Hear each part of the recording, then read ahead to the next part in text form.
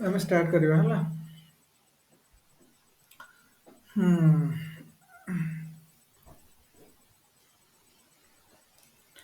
ଦେଖ home science optional ର ଆଚ୍ଛା ତମେ ସମସ୍ତେ ତ ହୋମ୍ ସାଇନ୍ସ ଅପସନାଲ ନବ ନା? କାହାର କିଛି ପ୍ରୋବ୍ଲେମ ଅଛି କି ସେକେଣ୍ଡ ଥଟ୍ ଅଛି କି ଅପସନାଲ ଚେଞ୍ଜ କରିବାର? ହୁଁ। ଆରେ ହୋମ୍ ସାଇନ୍ସ ଅପସନାଲ ଟା ସମସ୍ତଙ୍କର କନଫର୍ମ ନା?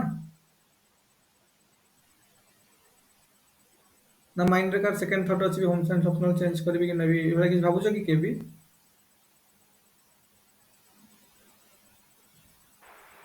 ନାଇଁ ସାର୍। ଦେଖ ହୋମ୍ ସାଇନ୍ସ ଅପସନାଲ ର ଯେମିତି ଆମେ ଯେମିତି କହୁଥିଲି ଯେ ଏଇ ଅପସନାଲ ରେ କଣ ଅଛି ନା କଣ୍ଟେଣ୍ଟ ବହୁତ ଇଜି ଅଛି।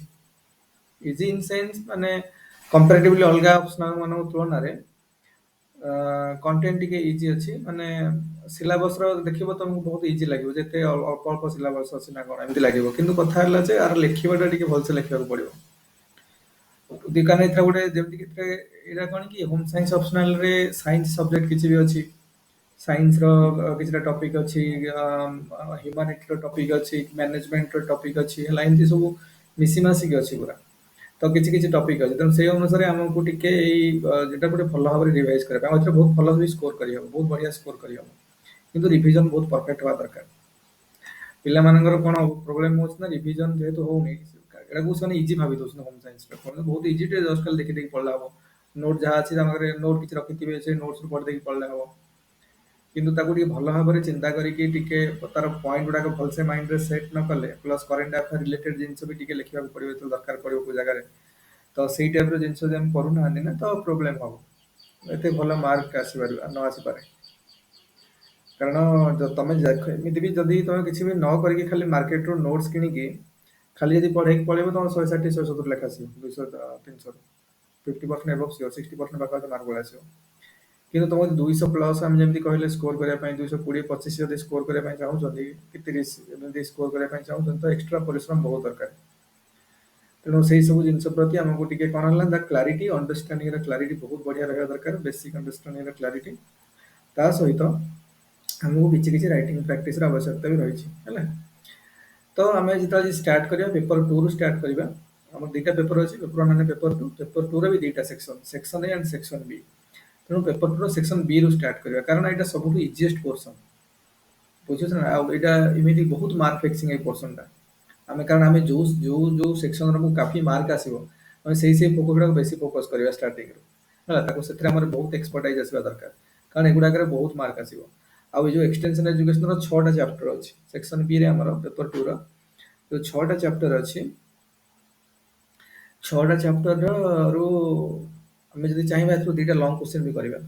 ଯଦି ଆମକୁ ଲାଗିଲା ଯେ ଆମେ ସେକ୍ସନ ବି ରେ ବହୁତ ଷ୍ଟ୍ରଙ୍ଗ ଅଛନ୍ତି ତ ଆମେ ଦିଟା ଲଙ୍ଗ କୋଶ୍ଚିନ୍ ଏଥିରୁ କରିପାରିବା ମାନେ 60 60 120 ତା ସହିତ 3ଟା ସର୍ଟ କୋଶ୍ଚିନ୍ 20 ମାର୍କିଆ କୋଶ୍ଚିନ୍ ମାନେ ଇଏ 60 120 60 କେତେ 180 ମାର୍କ ତା ମାନେ 180 ମାର୍କର ଆନ୍ସର କେବଳ ଏଇ ଏକ୍ସଟେନସନ ଏଜୁକେସନ ଯଦି ପେପର 2 ର ଆମେ ଏଇଟା ବହୁତ ଏକ୍ସଟେନସନ ଏଜୁକେସନକୁ ବହୁତ ଭଲ ଭାବରେ ପଢୁଛନ୍ତି ବହୁତ ଭଲ ଭାବରେ ପ୍ରିପେୟାର କରୁଛନ୍ତି ସେଇ କୋଶ୍ଚିନ୍ ଗୁଡା ପ୍ରତିବର୍ଷ ପଡୁଛି ହେଲା ଭଲ ଭାବରେ ପ୍ରିପେୟାର କରୁଛନ୍ତି ଆଉ ଭଲ ଭାବରେ ଲେଖା ପ୍ରାକ୍ଟିସ କରୁଛନ୍ତି ତ ନୋ ଡାଉଟ 180 ମାର୍କ ଆମେ କୋଶ୍ଚିନ୍ ଏଥିରୁ ପାଇଯିବା। ବୁଝିହେଲା ତେଣୁ ବହୁତ ବଢିଆ ସ୍କୋର ହବ। ତେଣୁ ଆମକୁ ଏକ୍ସଟେନସନ ଏଜୁକେସନକୁ ବହୁତ ଭଲ ଭାବରେ ପ୍ରିପେୟାର କରିବାର ଅଛି। ଯୋଉଟାକି ହଉଛି ପେପର 2 ର ପିଲା ଜାଣିଛ ପିଲା ବି ପେପର 2 ରେ 260 ବାଡେଇ ରଖି ଦଉଛନ୍ତି। 300 ରୁ 260 ରଖି ଦଉଛନ୍ତି ଏଇ କେବଳ ଏଇଥିରେ ଏକ୍ସପର୍ଟ ହେଇଯାଆନ୍ତି। କାରଣ ଏଇ ଗୋଟାକ 180 ମାର୍କ ଏଠୁ ତମେ ଏଇପଟ ସେକ୍ସନ ଯଦି ଭଲ କରିଦଉଛ 180 ମାର୍କ ହେଲାଣି। ଆଉ ସେପଟୁ ବାକି ସେକ୍ସନ ଆଉ କିଛି ପଡିଲେ ସେଥିରୁ ବାକି ଆଉ 120 ମାର୍କ ସେପଟ କରିବାର ଅଛି। ବୁଝିହଉଛି ତ ସେଇ ଅନୁସାରେ ଆମକୁ ଏଇ ପର୍ସନ କାରଣ ହୋମ ସାଇନ୍ସ ରେ ଯାହା ଅଛି ସବୁ ଆରାମରେ ପଢେଇି କାରଣ ବହୁତ କମ କମ ଜିନିଷ ଅଛି ଆଉ କେବଳ ଭଲ ଭାବରେ ବୁଝିବାର ଅଛି ଯେ ସବୁ ଜିନିଷ ଗୁଡାକ ଠିକ ସେ ବୁଝିକି ଡାଇଗ୍ରାମ ଫାଇଗ୍ରାମ ଡ୍ର କରିବା ପାଇଁ ପଡିବ କୋଉଠି ଲାଇନ ଡାଇଗ୍ରାମ କୋଉଠି କଣ ଏଇ ସବୁ ଜିନିଷ ଟା ଟିକେ ଭଲରେ ଦେଖିକି କରେଣ୍ଟ ଆଫେୟାର ରିଲେଟେଡ୍ ଜିନିଷ ଯଦି କିଛି ଅଛି ତାକୁ ଲେଖିକି ଆମେ ତାକୁ ଭଲ ଭାବରେ ପ୍ରାକ୍ଟିସ କରୁଛୁ ବାରମ୍ବାର ରିଭାଇଜ କରୁଛନ୍ତି ତ ବହୁତ ବଢିଆ ସ୍କୋର ଆସିବ। ଅଲରେଡି ପିଲାମାନଙ୍କର ଆସିଛି ପ୍ରିଭିୟସ ଇୟର ମାନଙ୍କରେ ଦେଖିବ ପିଲାମାନଙ୍କର ବହୁତ ବଢିଆ ବଢିଆ ସ୍କୋର ଆସିଛି ଆଉ କିଛି କିଛି ପିଲା କମ୍ପ୍ଲେନ କରୁଥିବେ ଯେ ହୋମ ସାଇନ୍ସ ର ମାର୍କ ଆସୁନି। ସେ ହଉଛନ୍ତି କୋଉ ଧରଣର ଛୁଆ ନା ସେ ଖାଲି ନୋଟ ପଢିକି ଭାବୁଛନ୍ତି ନା ମାର୍କ ପଳେଇ ଆସିବ ଆମକୁ ଖାଲି ନୋଟ ରେ ଯାହା ଲେଖା ହେଇଛି ସେଗୁଡାକ ପଢି ଦେଇକି ପଳେଇ ଯାଉଛନ୍ତି ଏକ୍ସାମ ରେ ନା ରାଇଟିଙ୍ଗ ପ୍ରାକ୍ଟିସ ଅଛି ନା ଦିନେ କେବେ ରାଇଟିଙ୍ଗ ପ୍ରାକ୍ଟିସ କରିନଥିବେ। କିଛି ଲେଖିନଥିବେ ଜୀବନରେ କେବେ ଆନ୍ସର ତା ପୂର୍ବରୁ ଲେଖା ହେଇନଥିବ ଖାଲି ସେ ଆନ୍ସର ଗୁଡ଼ା ପଢି ଦେଇଥିବେ। ଆନ୍ସର ପଢି ଦେଇକି ଯାହା ମନେ ରହିଲା ଚାଲିଲେ ପରୀକ୍ଷାକୁ। ଆଉ ଯାହା ମନେ ପଡ଼ିଲା ଲେଖିଲେ। ଆଉ ସେମିତି ଲେଖିଲେ କେତେ ମାର୍କ ଆସିବ? ସେଇ 160, 170, 180 ଏଇ ଟାଇପର ମାର୍କ ଆସିବ ନା, ଅଧିକ କୋଉଟା ଆସିବ? ଆଉ ସିଏ ଲାଷ୍ଟକୁ କଣ କହିବେ? କମ୍ପ୍ଲେନ କରିବେ ନା, ଆରେ ସିଏ ସୋସିଓଲୋଜି ନେଇଥିଲା ତାକୁ ଭଲ ମାର୍କ ଆସିଲା, ସେ ସାଇକୋଲୋଜି ନେଇଥିଲା ଭଲ ମାର୍କ ଆସିଲା, ହୋମ ସାଇନ୍ସରେ ମାର୍କ ଆସୁନି। ଏଇଟା ସବୁ ହଉଛି ଫାଲତୁ କଥା, ବୁଝିହଉଛି? ତ ଭଲ ମାର୍କ ନିହାତି ଆସିବ, କିନ୍ତୁ ଆମକୁ ପରିଶ୍ରମ କରିବାକୁ ପଡ଼ିବ। ରାଇଟିଂ ପ୍ରାକ୍ଟିସ ସବୁବେଳେ କର। ଆମେ ଦେଖିବା ପରେ ମୁଁ ବି ଆର ଯାହା କିନ୍ତୁ ମୁଁ ପଢିବା ସବୁ ମୁଁ ତମକୁ ପ୍ରିଣ୍ଟେଡ ନୋଟ ଦେଇଦେବି, କିନ୍ତୁ ରାଇଟିଂ ଆମର ସବୁଗୁଡା ପ୍ରିଣ୍ଟେଡ ନୋଟ୍ସ ବି ଦିଆହବନି, କିଛି କିଛି ମୁଁ ଡାକିବି କ୍ଲାସରେ ବି ନୋଟ ଲେଖିବା ପାଇଁ। କାରଣ ଯେତେ ପ୍ରିଣ୍ଟେଡ ନୋଟ୍ସ ଦେବି ଯୋଉଟା କ୍ଲାସ, କାରଣ ରାଇଟିଂ ପ୍ରାକ୍ଟିସ ଦରକାର। ଆମ କ୍ଲାସରେ ଲେଖିଲେ ବି ରାଇଟିଂ ପ୍ରାକ୍ଟିସଟା ରହିବ, ବୁଝୁଛ ନା ନାଇଁ? ତ ରାଇଟିଂ ପ୍ରାକ୍ଟିସଟା ରହିବ, ତେଣୁ ରାଇଟିଂ ପ୍ରାକ୍ଟିସ ନୋ ଡାଉଟ ବହୁତ ଆବଶ୍ୟକତା ଅଛି। ତେଣୁ ଆମେ ଯେତେ ଲେଖିବା ହ୍ୟାଣ୍ଡ ସ୍ପିଡ୍ ସେତେ ବଢିଆ ହବ, ଆମର ଥିଙ୍କିଙ୍ଗ ପାୱାର ବି ଡେଭଲପ ହବ, ଆଉ କଗ୍ନିଟିଭ ମାଇଣ୍ଡ ଆକ୍ଟିଭେଟ ହବ ବହୁତ। ତ ସବୁ ଆମକୁ ବହୁତ ନୂଆ ନୂଆ ଆଇଡିଆ ବି ଆସିବ, କେମିତି ଲେଖିବା ଆଉ କଣ ଲେଖିପାରିବା। ଆମେ ତ ଗୋଟେ ବେସିକ ନୋଟ ତମକୁ ମୁଁ ଦେଇଦେବି, ସେଗୁଡାକ ନୋ ଡାଉଟ ତ ପଢିଗଲେ 160, 170, 180 ଏଭଳିଆ ମାର୍କ ନିହାତି ଆସିବ, କିନ୍ତୁ ଆମକୁ 220, 30 ଦରକାର। ସେଥିପାଇଁ ଏକ୍ସଟ୍ରା ଲେବର ଦରକାର ଆମକୁ, ହେଲା? ତ ସେମିତି କେମିତି ପ୍ରଥମ ଆମ ଯୋଉ ଷ୍ଟେପ ଆମେ ବୁଝିଯିବା ଯେ ବେସିକଟା କଣ, ଜିନିଷ ଗୁଡା କଣ ଆକ୍ଚୁଆଲି, ଆମର ଗୋଟେ ଅଣ୍ଡରଷ୍ଟାଣ୍ଡିଂ କ୍ଲାରିଟି ଆସିଗଲା ଗୋଟେ ଥରକରେ। ତାପରେ ଫର୍ଦର ଆମେ ପୁଣି ଚାପ୍ଟରକୁ ଚାପ୍ଟର ପଢି ଚାଲିବା, ଗୁଡାଏ ଜିନିଷ ଆମ ମାଇଣ୍ଡକୁ ଆସିବ, ଆଉ ଗୁଡାଏ ଆମେ ଡିସ୍କସନ କରି ଚାଲିବା। ଆଉ ଆନ୍ସର ଲେଖିବା ବି ସେତେ ଇଜି ହବ ଆମ ପାଇଁ। ଆଉ ଭେରାଇଟି ଭେରାଇଟି କୋଶ୍ଚିନ୍ ଯାହା ପ୍ରିଭିୟସ ମାନଙ୍କରେ ପଢିଛି, ସେଗୁଡା ବାରମ୍ବାର ରିପିଟେସନ ହଉଛି ସେଇ କୋଶ୍ଚିନ୍ ଗୁଡା ସବୁ। ତେଣୁ ସେଇ କୋଶ୍ଚିନ୍ ଗୁଡାକରେ ଆମେ ଯେତେ ଲେଖାରେ ପ୍ରାକ୍ଟିସ କରିବା, ସେତେ ବଢିଆ ଆମକୁ ମାର୍କ ଆସିବ। ତେଣୁ ତମ ଦାୟିତ୍ୱ ହେଲା, ଆମର ଯେତେବେଳେ ପ୍ରତି କୋଶ୍ଚିନ୍ ପ୍ରତି ଚାପ୍ଟର ସରିଯିବ, ପ୍ରତି ଚାପ୍ଟର ଏଣ୍ଡରେ ସବୁ କୋଶ୍ଚିନ୍ ଗୁଡା ମୁଁ ଦେଇଦେଇଥିବି, ବୁଝିହଉଛି? ସବୁ କୋଶ୍ଚିନ୍ ଗୁଡା ମୁଁ ଦେଇଦେଇଥିବି, ମାନେ ପାଷ୍ଟ ଇୟର କୋଶ୍ଚିନ୍ ଗୁଡା ଯୋଉଟା ପଡିଛି ସେଇ ଚାପ୍ଟରରୁ, ଯାହା ପ୍ରିଭିୟସ ଇୟର ମାନଙ୍କରେ କୋଶ୍ଚିନ୍ ପଡିଛି, ତମେ ସେଗୁଡା ସବୁ ଲେଖିକି ମତେ ପଠେଇବ। ଆଉ ୱିଲ୍ ଡିସ୍କସ୍ ଆବାଉଟ୍ ଇଟ୍। କାରଣ ଏବେ ଆମ ପାଖରେ ବହୁତ ଟାଇମ ଅଛି, ତେଣୁ ତମେ ଲେଖିକି ପଠେଇଲେ। ଏବେ ତମେ କଣ କର ନା, ଗୋଟେ ଅପସନାଲ ଷ୍ଟାର୍ଟ କର ବିଧି ହବ। ହୋମ ସାଇନ୍ସ ଅପସନାଲ ଆମର ଷ୍ଟାର୍ଟ ହେଇଗଲା, ତା ସହିତ ଜିଏସ୍ ଚାଲିବ ସାଇଡ ବାଇ ସାଇଡ। କିଛି ଦିନ ପରେ ଆମେ ସୋସିଓଲୋଜି ଅପସନାଲ ପୁଣି ଷ୍ଟାର୍ଟ କରିବା, ବୁଝିହେଲା? ତେଣୁ ଯେତେବେଳେ ମୁଁ କହିଲି ଯେ ଏଇଟାର ଗୋଟେ କଣ କରିବ ନା, ପ୍ରଥମେ ତମେ ଗୋଟେ ଥର ବୁଝିଲ, କ୍ଲାରିଟି ଗୋଟେ ଆସିଲା, ବେସିକ ଅଣ୍ଡରଷ୍ଟାଣ୍ଡିଂ ଆସିଗଲା। ତାପରେ ଗୋଟେ ଚାପ୍ଟରକୁ ଭଲ ଭାବରେ ବୁଝା ସରିଲା ପରେ, ପଢା ସରିଲା ପରେ, ତାର ଯୋଉ କୋଶ୍ଚିନ୍ ଗୁଡାକ ସବୁ ଅଛି, ତାର ପାଷ୍ଟ ଇୟର ମାନେ ସେଇ ପର୍ଟିକୁଲାର ଚାପ୍ଟରରୁ ପ୍ରିଭିୟସ ଇୟର ମାନଙ୍କରେ ଯୋଉ କୋଶ୍ଚିନ୍ ପଡିଛି, ସେଇ ଚାପ୍ଟରରୁ କଣ କଣ କୋଶ୍ଚିନ୍ ଆସିଛି, ତ ସେଇ କୋଶ୍ଚିନ୍ ଗୁଡାକ ଆନ୍ସର ଆମେ ଲେଖିବା। ଆନ୍ସର ଲେଖିଲେ ଆମ ପ୍ରାକ୍ଟିସ ବି ବଢିଆ ହବ, କାରଣ ସେଇ କୋଶ୍ଚିନ୍ ହିଁ ପଢୁଛୁ ନା, ସେଇଗୁଡା ଏପଟ ସେପଟ ହେଇକି ସେ ବର୍ଷ ପଢୁଛି, ଆଉ ଏପଟ ସେପଟ କିଛି ହବାର ନାହିଁ। ତେଣୁ ଆନ୍ସର ଆମର ବହୁତ ବଢିଆ ହବ, ଆଉ ଭଲ ମାର୍କ ସ୍କୋର କରିବାର। କାରଣ ଆମର ଦେଖ ଅପସନାଲରେ କିଛି ମାନେ ଦେयर ଇଜ କିଛି ମାନେ କଣ ମାନେ ଏକ୍ସକ୍ୟୁଜେସ୍ ନାହିଁ କିଛି। Are you getting me? There is no excuses for optional paper. You have to do a, କଣ ଭେରି ମାନେ ନାଇସ୍ ପରଫର୍ମାନ୍ସ, ଏକ୍ସିଲେଣ୍ଟ ପରଫର୍ମାନ୍ସ ଦରକାର ଅପସନାଲରେ, ଯଦି ଆମକୁ ବହୁତ ଭଲ ର୍ୟାଙ୍କ ସ୍କୋର କରିବାର ଅଛି। କାରଣ as far as GS is concern, maybe GS ଟିକେ ଉପର ନିଚେ ହେଇପାରିବ ମାର୍କ, କାରଣ କୋଉ ବର୍ଷ ଜିଏସ୍ ଟିକେ ବହୁତ କଷ୍ଟ ପକେଇଥିଲେ, ଗତ ବର୍ଷ ଏମିତି ପକେଇଲେ। କାରଣ ଜିଏସ୍ ର ବି ଗୁଡାଏ ଆନ୍ସର, ଡାଇରେକ୍ଟ ଆନ୍ସର ଆମକୁ ଜଣା ନଥିବ, ଆମେ ସେଇଠି ଚିନ୍ତା କରିକି ଲେଖିବା। ତ ଜିଏସ୍ ର ଅଲଗା, ଏବେ ଯୋଉ ଜିଏସ୍ ପ୍ୟାଟର୍ନ ଚେଞ୍ଜ ହେଇଗଲା, ତ ଜିଏସ୍ ପାଇଁ ଟିକେ ଅଲଗା ଟାଇପ ର ହେଇଗଲା ବର୍ତ୍ତମାନ। କିନ୍ତୁ ଅପସନାଲ ପାଇଁ ଆମକୁ, ଅପସନାଲ ହଉଛି ଆମର ଯେହେତୁ 1200 ମାର୍କ ଅପସନାଲ, ସେଥିରେ କିଛି ମାନେ ଏକ୍ସକ୍ୟୁଜେସ୍ ନାହିଁ। You have to do well, you have to do ନାଇ, ମାନେ କଣ ଏକ୍ସିଲେଣ୍ଟ ପରଫର୍ମାନ୍ସ ହବା ଦରକାର କୋଉଥିରେ, ଆମର ଅପସନାଲରେ। ଅପସନାଲ ପାଇଁ ଦେयर ଇଜ ନୋ ଏକ୍ସକ୍ୟୁଜେସ୍ ଆଭେଲେବଲ। ଗୋଟା ଖରାପ ହେଇଗଲା, ଏଠି ହେଇଗଲା, ଅପସନାଲ ଖରାପ ହେଲା ମାନେ ଗଲ, ସାତ ପାଞ୍ଚରୁ ଗଲ, ବୁଝିହଉଛି ନା ନାଇଁ? ଯୋଉଟା ଆମ ଓଡିଆରେ କହୁଛନ୍ତି ସାତ ପାଞ୍ଚରୁ ଗଲା, ସେଇଭଳିଆ କଣ୍ଡିସନ ହେଇଯିବ। ଅପସନାଲ କରିବାରେ ମାନେ ରିସ୍କ ନେଇପାରିବେନି, ଅପସନାଲ ବହୁତ ଭଲ ହବା ଦରକାର। ତେଣୁ ଯୋଉ ଦିଟାଙ୍କ ଅପସନାଲ ଆମେ ନବା, ତାକୁ ବହୁତ ବଢିଆ ଭାବରେ ପ୍ରିପେୟାର କରିବା ଦରକାର। ଆଉ ତମ ମାନେ ସବୁଠୁ ଭଲ ପଏଣ୍ଟ ହେଲା, ତମେ ବହୁତ ୟାର୍ଲିରୁ ଷ୍ଟାର୍ଟ କଲ ପ୍ରିପାରେସନ। ଆଉ ବହୁତ ପିଲା ତ ଏବେ କରିନଥିବେ, ସେ ଲାଷ୍ଟ ବୁଲୁଥିବେ ସବୁ, ଆକୁ ପଚାରୁଥିବେ ତାକୁ ପଚାରୁଥିବେ, କଣ ଅପସନାଲ ନବା କିରେ, କଣ ନେବି, ଇଏ ନେବି, କୋଉଠି କୋଉଠି ଯାଇକି ପଢିବି, କଣ କରିବି, ଏଇଭଳିଆ ସେ ଚିନ୍ତାରେ 3 4 ମାସ 5 ମାସ ଘାଣ୍ଟି ହଉଥିବେ ଏବେ। ତାପରେ ସେ ଷ୍ଟାର୍ଟ କଲା ପରେ ସମୟ ସରିଯିବଣି, ବୁଝୁଛ ନା ନାଇଁ? ଆଉ ସେତେବେଳକୁ ପ୍ରିଲିମ ଉପରେ ଫୋକସ କରିବେ, ପୁଣି ଅପସନାଲ କରାଇ ନଥିବ, ପୁଣି ମେନ୍ ପରୀକ୍ଷା ବେଳକୁ ଟାଇମ କମି ଯାଉଥିବ, ଠିକ ସେ ଅପସନାଲ ପ୍ରିପାରେସନ ହବନି, ତରତର ହେଇକି ଖାଲି ନୋଟ ପଢିକି ପଳେଇଥିବେ, ଯଦି ଆଭରେଜ ପରଫର୍ମାନ୍ସ ହବ, ତ କଣ ନା ହେଲାନି, ମାର୍କ ଆସୁନି, ବୁଝୁଛ ନା? ଏଇଭଳିଆ ହେଲେ ଥୋଡି ମାର୍କ ଆସିବ। ତମକୁ ଭଲ ଭାବରେ କରିବାକୁ ପଡିବ ସବୁ ଜିନିଷ ନା। ସବୁବେଳେ ନିଜକୁ ପଚାର, ପରିଶ୍ରମ କରୁଛି ତ ମୁଁ, ଖଟୁଛି ନା ନାଇଁ, କେତେ ଲେବର ଦଉଛି, ହବନି ଦେଖିବା କେମିତି। ପିଲା ଆମର ଓପିଏସସି କ୍ଲିୟର କରିକି ତାପର ବର୍ଷ ୟୁପିଏସସି କ୍ଲିୟର କରୁଛନ୍ତି, ତା 2 ବର୍ଷ ୟୁପିଏସସି କ୍ଲିୟର କରୁଛନ୍ତି। ଯିଏ ଖଟିବ ତାର ହବ ଭାଇ, ପରିଶ୍ରମ କରିବାକୁ ପଡିବ। ତେଣୁ ସେଇ ଜିନିଷକୁ ଆମେ ଆଖି ଆଗରେ ରଖିକି ପ୍ରିପାରେସନ କରିବା, ହବ ନିହାତି। ଆମ ଆଗରୁ ବହୁତ ପିଲା କରିକି ଯାଇଛନ୍ତି, ଆମେ ଫାଷ୍ଟ ଟାଇମ ଆମେ କରିବାନି। ବହୁତ ପିଲା ସକ୍ସେସ ହେଇକି ଯାଇଛନ୍ତି ଏରା କରିକି, ତେଣୁ ଆମେ କାହିଁକି ରଖିପାରିବାନି? ଆମ ହବ, କେବଳ ଆମକୁ ଦରକାର ଡିଟରମିନେସନ ଷ୍ଟ୍ରଙ୍ଗ ହବା ଦରକାର, ପରିଶ୍ରମ କଣ୍ଟିନ୍ୟୁଅସ ହବା ଦରକାର। तो देखो आम स्टार्ट करवा आज paper 2 home science optional section B extension education. आज जो क्लास आमर हम तार कम्प्लीटली इंट्रो क्लास डिस्कसन हम जे कौन केमती कौन सब अच्छी आउ कौन कौन आमको पढ़ा पड़ो केमती कौन करवा ये सब जिन तेणु क्लास पूर्व तुम यदि कह सर को बही आम फलो करूँ एक्सटेंशन एजुकेशन आमर जो अच्छी कौन ना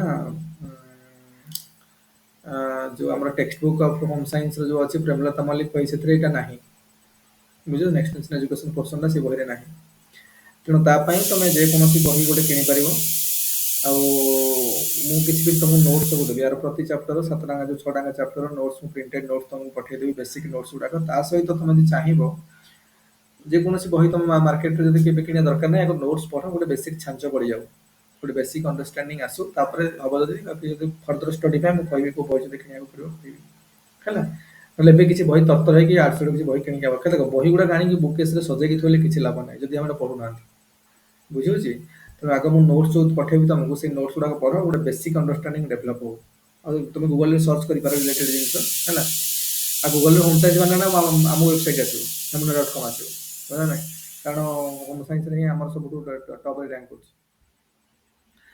तेणु से अनुसार आम जो किसी वेबसाइट किसी नोट्स लिखाई पढ़ी पार कि मुझे तुमको सब नोट्स देदे प्रिंट प्रिंट ये पीडीएफ पठेगी ता सहित तुम दरकार पड़े को बही जब हम किणव एवं किसी कि आवश्यकता ना आगे बेसिक अंडरस्टांडिंग बुझा पड़ो जिनस कौन बुझा पड़ो टे है तो एक्सटेंशन एजुकेशन जमी कहली ए कौन देख एजुकेशन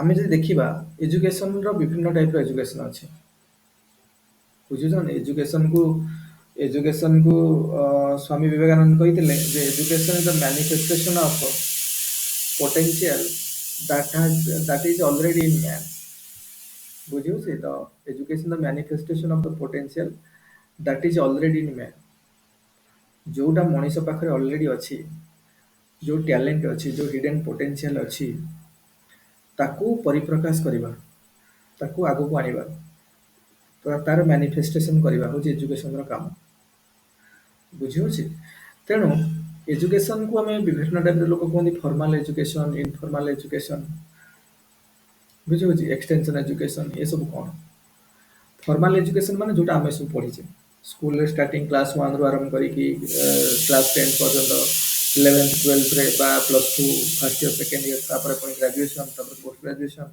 तापर जहाँ सब आम पढ़ीचे कि इंजीनियरिंग कि मेडिसिन कि कौन पढ़ी सब गोटे फॉर्मल जिन पढ़ी चलते फॉर्मल एजुकेशन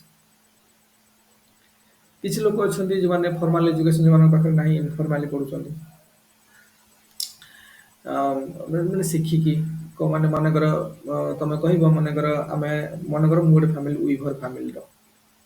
वीवर फैमिली मनकर कम हो सब तंती आम सब लुगा फुगा बुणाबुणी करवा ये सब सूता काटा ये सब आम कम किंतु से फैमिली जन्म होता गोटे पिला को से विधिवत भाव से जिन किसी शिखौ ना बस देखिकी सहित करके प्राक्टिकल जिन देखी देखी जिन शिखी जापर भी से कम कर लगे पड़े मनकर आम कृषि फार्मर आम फार्मिंग करुचे तो आमको फार्मिंग कहीं शिखौ ना आम देखुना आम जेजेबापा आम बापा माँ समस्ते करुले बिल कम करुले केमती करुले केमती प्लॉइंग करामी धान रोपण करामी सीडलिंग प्रस्तुत करा तो सब जिन देखुं से जिन देखी देखी शिखी जाऊँ कि आसिक विधिवत भाव में कौन कॉलेज को जाकि कौन कोर्स करके शिखी ना जो एग्रीकल्चर लोक मैंने आगुरी कर ट्राडिशनल जो एग्रीकल्चर आम रोला थोड़ी कोटी कोर्स करके शिखी देखी देखी आम शिखी जाऊँ बुझे ना तो यही टाइप कहबार कथा है एजुकेशन सब आम यहाँ भी गोटे type but this informal way of teaching यहाँ भी गोटे एजुकेशन बट इनफॉर्मल जिन आम शिखी जाऊँ कौन फॉर्मल इंस्टीट्यूट आमको दरकार पड़े से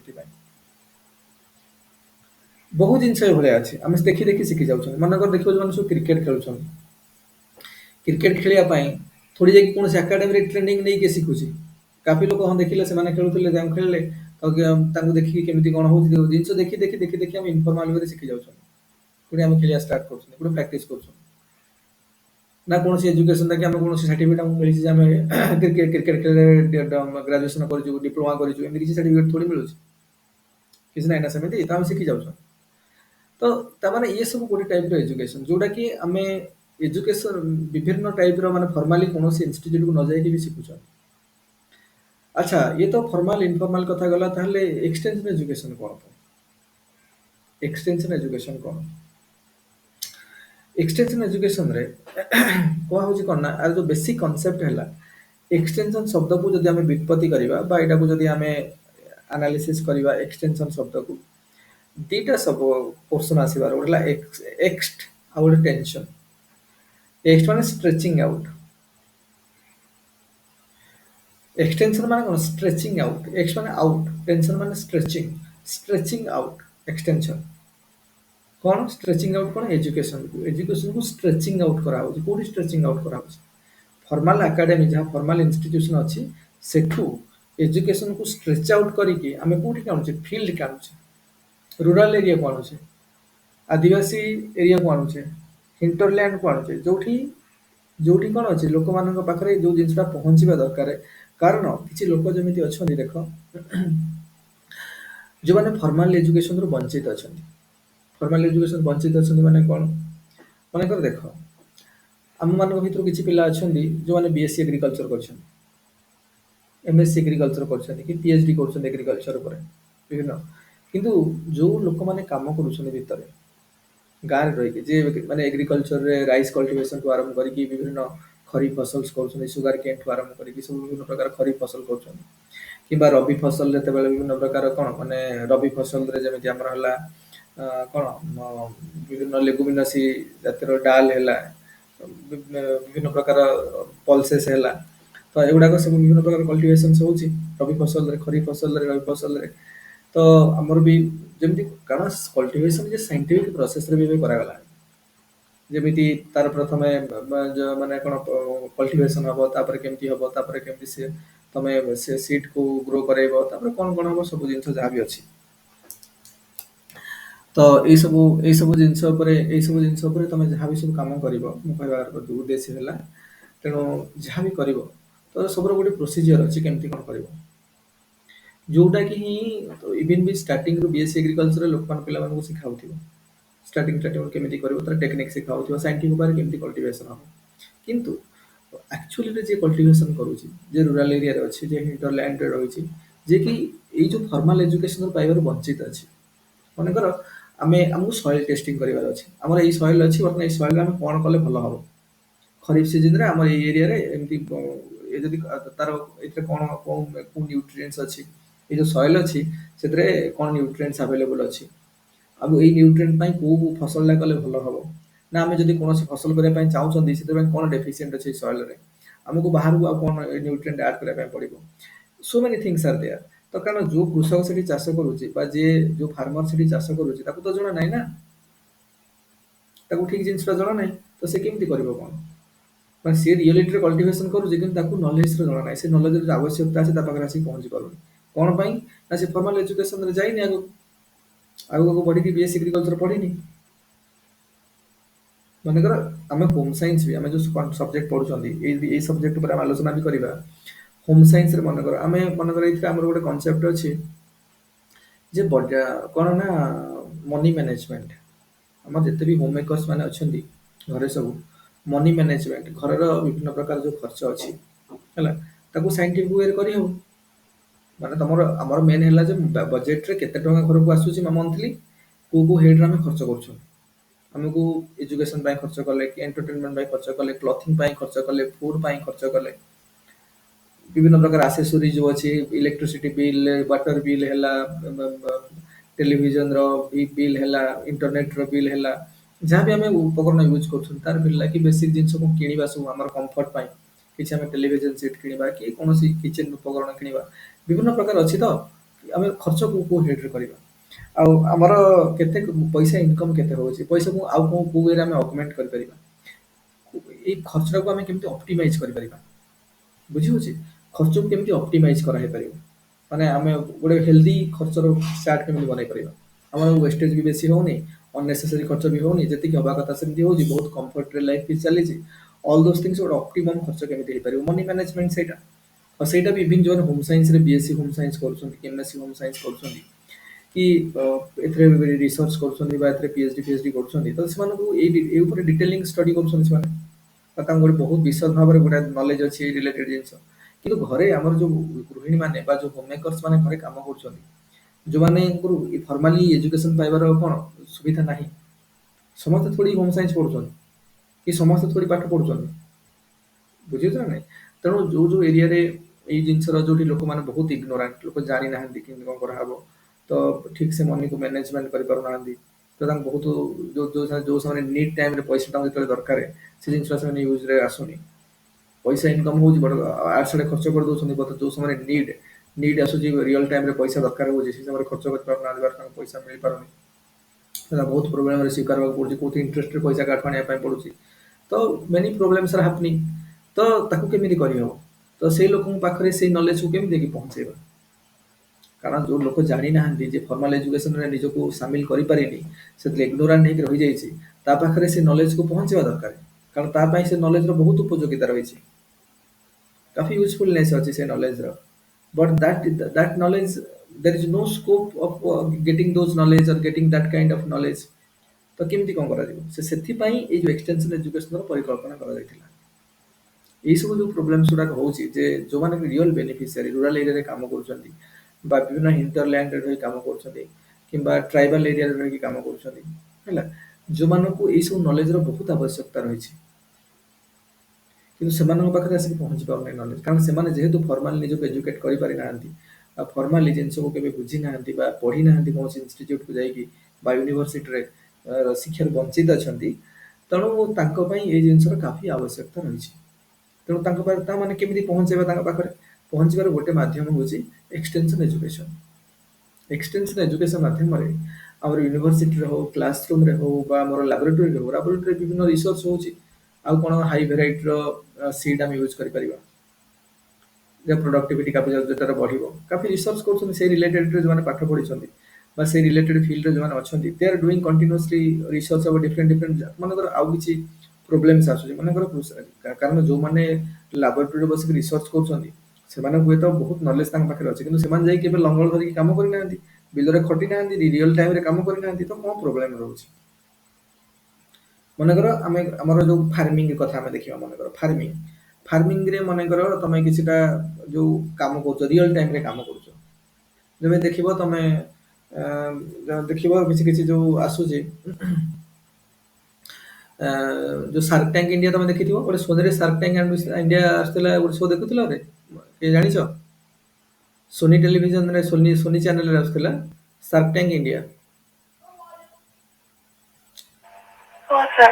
ଦେଖିଥିଲ ନା? ସେଇଥିରେ ଗୋଟେ ଦେଖିବ ଗୋଟେ ଥର ଗୋଟେ ଏପିସୋଡରେ ଗୋଟେ ଯୋଗାଡୁ କମଲେଶ ବୋଲି ଗୋଟେ ପିଲା ଆସିଥିଲା, ସେଇଟା ଦେଖିଛ କି ସେଇ ଏପିସୋଡଟା?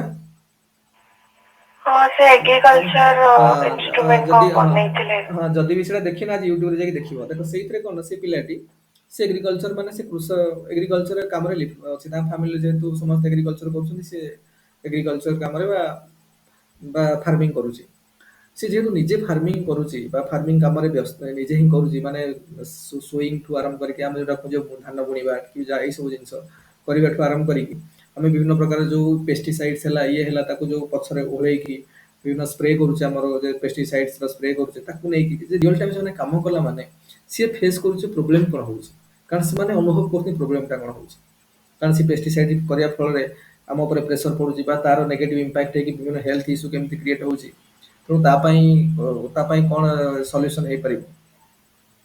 ତ ଯିଏ ମନେକର ରିସର୍ଚ୍ଚ କରୁଛି, ଯିଏ ଚିନ୍ତା ବସିକି ଭାବୁଛି, ମାନେ ବିଭିନ୍ନ ଯୋଉମାନେ ଏଗ୍ରିକଲଚରାଲ ଇଞ୍ଜିନିୟରିଂ ପଢୁଛନ୍ତି, ମନେକର ଓୟୁଏଟିରେ ଆମର ଥିବ ଅଛି ଜାଣିଛ ତମେ, ଏଗ୍ରିକଲଚରାଲ ଇଞ୍ଜିନିୟରିଂ ସବଜେକ୍ଟ ପଢୁଛନ୍ତି ପିଲାମାନେ, ଏଗ୍ରିକଲଚର ଇଞ୍ଜିନିୟରିଂରେ କଣ ବିଭିନ୍ନ ପ୍ରକାର ଏଗ୍ରିକଲଚର ଯୋଉ ଇକ୍ୱିପମେଣ୍ଟ ସବୁ ମେସିନାରିଜ ଗୁଡାକ ତାପରେ ତ ସେମାନେ ପାଠ ପଢୁଛନ୍ତି, ତ ଆମେ ଆଉ କଣ କଣ ଇକ୍ୱିପମେଣ୍ଟ ଡେଭଲପ କରିପାରିବା, ଯେ ଯୋଉମାନେ ଏଇ ଏରିଆରେ କାମ କରୁଛନ୍ତି ତାଙ୍କର ଏଇ ସବୁ ପ୍ରୋବ୍ଲେମ ହଉଛି, ଏଇ ପ୍ରୋବ୍ଲେମ ହେଲା ମାନେ ତାଙ୍କ ପାଇଁ ଆଉ କଣ ହେଇପାରେ, ବେଟର ଉପାୟ କଣ ହେଇପାରେ, ଆଉ କଣ ବେଟର ସଲ୍ୟୁସନ ସେମାନଙ୍କ ପାଇଁ ହେଇପାରେ। ଆମର ପ୍ରୋବ୍ଲେମ କଣ ହଉଛି ନା, ଆମର ଯୋଉ ଏଜୁକେସନ ସିଷ୍ଟମ ଅଛି, ଆମ ପ୍ରୋବ୍ଲେମ ହଉଛି ଆମେ ଯୋଉମାନେ ପଢୁଛନ୍ତି ନା, ଆମ ରିଅଲ ଟାଇମରେ ସେ ଏକ୍ସପୋଜର ନାହିଁ। ମନେକର ମୁଁ ନିଜ କଥା କହିବି, ମୁଁ ମେକାନିକାଲ ଇଞ୍ଜିନିୟରିଂର ଷ୍ଟୁଡେଣ୍ଟ ଥିଲି, ଆମେ ମେକାନିକାଲ ଇଞ୍ଜିନିୟର ନା, କିନ୍ତୁ କଥା ହେଲା କଣ ହଉଛି, ମନେକର ନା ଆମକୁ ଯୋଉ ମନେକର ଯୋଉ ପାଠ ଆମେ ପଢୁଛନ୍ତି, ମନେକର ଅଟୋମୋବାଇଲ ଆମେ ପଢିବା, ଆଇସି ଇଞ୍ଜିନ ପଢିବା, ତ ଅଟୋମୋବାଇଲ ସେକ୍ଟରରେ ମତେ କେବେ ଯାଇକି ମୁଁ କାମ କରିନି, ଦେଖିନି ସେ ଜିନିଷ କେବେ, ମାନେ ରିଅଲିଟିରେ ଦେଖା ଜଣା ପଡିନି ଯେ କେମିତି କାର୍ବୋରେଟର କୋଉ ଭଳିଆ, କେମିତି ସେଠି ପିଷ୍ଟନ କେମିତି କାମ କରୁଛି, କି ସେଠି ଯୋଉ କମ୍ବସନ ଚାମ୍ବର କୋଉ ଭଳିଆ ଅଛି, ପିଷ୍ଟନର ଆରେଞ୍ଜମେଣ୍ଟ କୋଉ ଭଳିଆ ହେଇଛି, ମୁଁ ସେ ଜିନିଷ କେବେ ଆଖିରେ ଦେଖିନି ବା ସେ ଜିନିଷର ଏକ୍ସପିରିଏନ୍ସ ମୋ ପାଖରେ ନାହିଁ।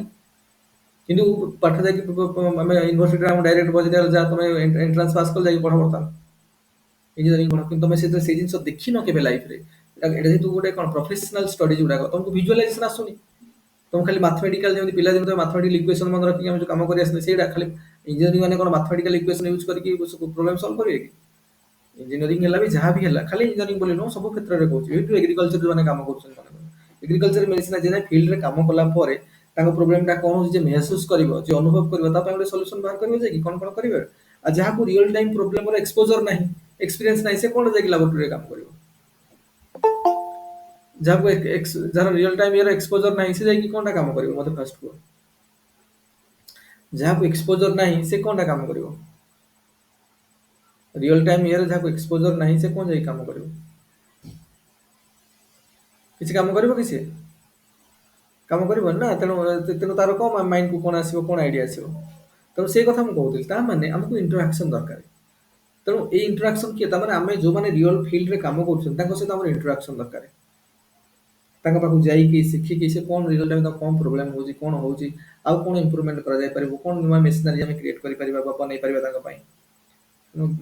ଅତ୍ୟାଧୁନିକ ଜ୍ଞାନ କୌଶଳ ୟୁଜ କରିକି ତାଙ୍କୁ ସେଥିରେ ତାର ୟୁଜ ବି ତାଙ୍କୁ ଶିଖେଇବା, ସେମାନେ ୟୁଜ କରିକି ତାଙ୍କ ମାନେ ୱାର୍କ ଏଫିସିଏନ୍ସି ତ ସେମାନେ ବଢେଇବେ, ତା ସହିତ କିଛି ଯଦି ହେଲ୍ଥ ଇସ୍ୟୁ ବି କ୍ରିଏଟ ହଉଛି ତାର ବି ସମାଧାନ ହେଇପାରିବ। ତ ଏଇ ସବୁ ଜିନିଷ କେମିତି ହବ, ତାଙ୍କ ସହିତ ନେଇକି ଇଣ୍ଟରାକ୍ସନ ଦରକାର। କେମିତି ଇଣ୍ଟରାକ୍ସନ ହବ? ଏକ୍ସଟେନ୍ସନ ଏଜୁକେସନ ମାଧ୍ୟମରେ। କାରଣ ଏକ୍ସଟେନ୍ସନ ଏଜୁକେସନ ମାଧ୍ୟମରେ ଯିଏ ଏକ୍ସଟେନ୍ସନ ୱାର୍କର ବା ଯିଏ ଏଜେଣ୍ଟ, ଯିଏ ଆସିବେ, ଆସି ଆମ ସହିତ ଇଣ୍ଟରାକ୍ଟ କରିବେ, ବା ତାଙ୍କର କାମ ହେଲା କଣ, ତାଙ୍କ ପାଖରେ ମନେକର ଜଣେ ଏଜେଣ୍ଟ, ଆମେ ତାଙ୍କୁ କିଛିଟା ଗୋଟେ ନୂଆ ଜ୍ଞାନ କୌଶଳର ତାଙ୍କୁ ଶିଖିବା ପାଇଁ ଆମେ ଯୋଉ ଗୋଟେ ଏରିଆକୁ ଯାଉଛନ୍ତି, ସେଠି ଲୋକମାନେ ଶିଖନ୍ତୁ ବା ଜାଣନ୍ତୁ। କିନ୍ତୁ ସେଇ ଜିନିଷର ନୂଆ ଜ୍ଞାନ କୌଶଳର ବା ଯାହା ଜିନିଷ ତାଙ୍କୁ ଆମକୁ ଯୋଉ ନଲେଜକୁ ଆମେ ପହଞ୍ଚେଇବା ପାଇଁ ଚାହୁଁଛନ୍ତି, ସେଇ ନଲେଜ ତ ତାଙ୍କ ପାଖରେ ଏଜେଣ୍ଟ ଆସିବେ, ତାଙ୍କମାନେ ସେଇ ନଲେଜ ଉପରେ ସେ ଜିନିଷ ଜାଣିଛନ୍ତି। ତେଣୁ ତାସି ଆସିଲେ ରୁରାଲ ଏରିଆକୁ ଇଣ୍ଟରାକ୍ଟ କରିବା ପାଇଁ, ଲୋକମାନେ ଇଣ୍ଟରାକ୍ଟ କଲେ ଯୋଉମାନେ ସେଇ ଫିଲ୍ଡ। ମନେକର ଗୋଟେ ଏକ୍ସାମ୍ପଲ ନବା, ମନେକର ଦେଖିବା ଯେ କଟନ କଲ୍ଟିଭେସନ। କାରଣ କଟନଟା ଆମର ଟେକ୍ସଟାଇଲ ଗୋଟେ ଚାପ୍ଟର ଅଛି, ଆର ସେକ୍ସନ ଏ ରେ ପଢିବା, ପେପର 2 ର ଟେକ୍ସଟାଇଲ ଚାପ୍ଟର ଅଛି, ଯୋଉଥିରେ ଆମେ ବିଭିନ୍ନ କଟନ ଫାଇବର କେମିତି ବନାହବ, ସିଲ୍କ ଫାଇବର କେମିତି ବନାହବ, କି ଆମେ ଉଲ ଫାଇବର କେମିତି ବନାହବ। ଇଏ ତ ନ୍ୟାଚୁରାଲ ଫାଇବର। ତାପରେ ଆକ୍ରିଲିକ ଫାଇବର କେମିତି ବନାହବ, ପଲିଷ୍ଟର ଫାଇବର କିଭଳିଆ ବନାହବ ହେଲା।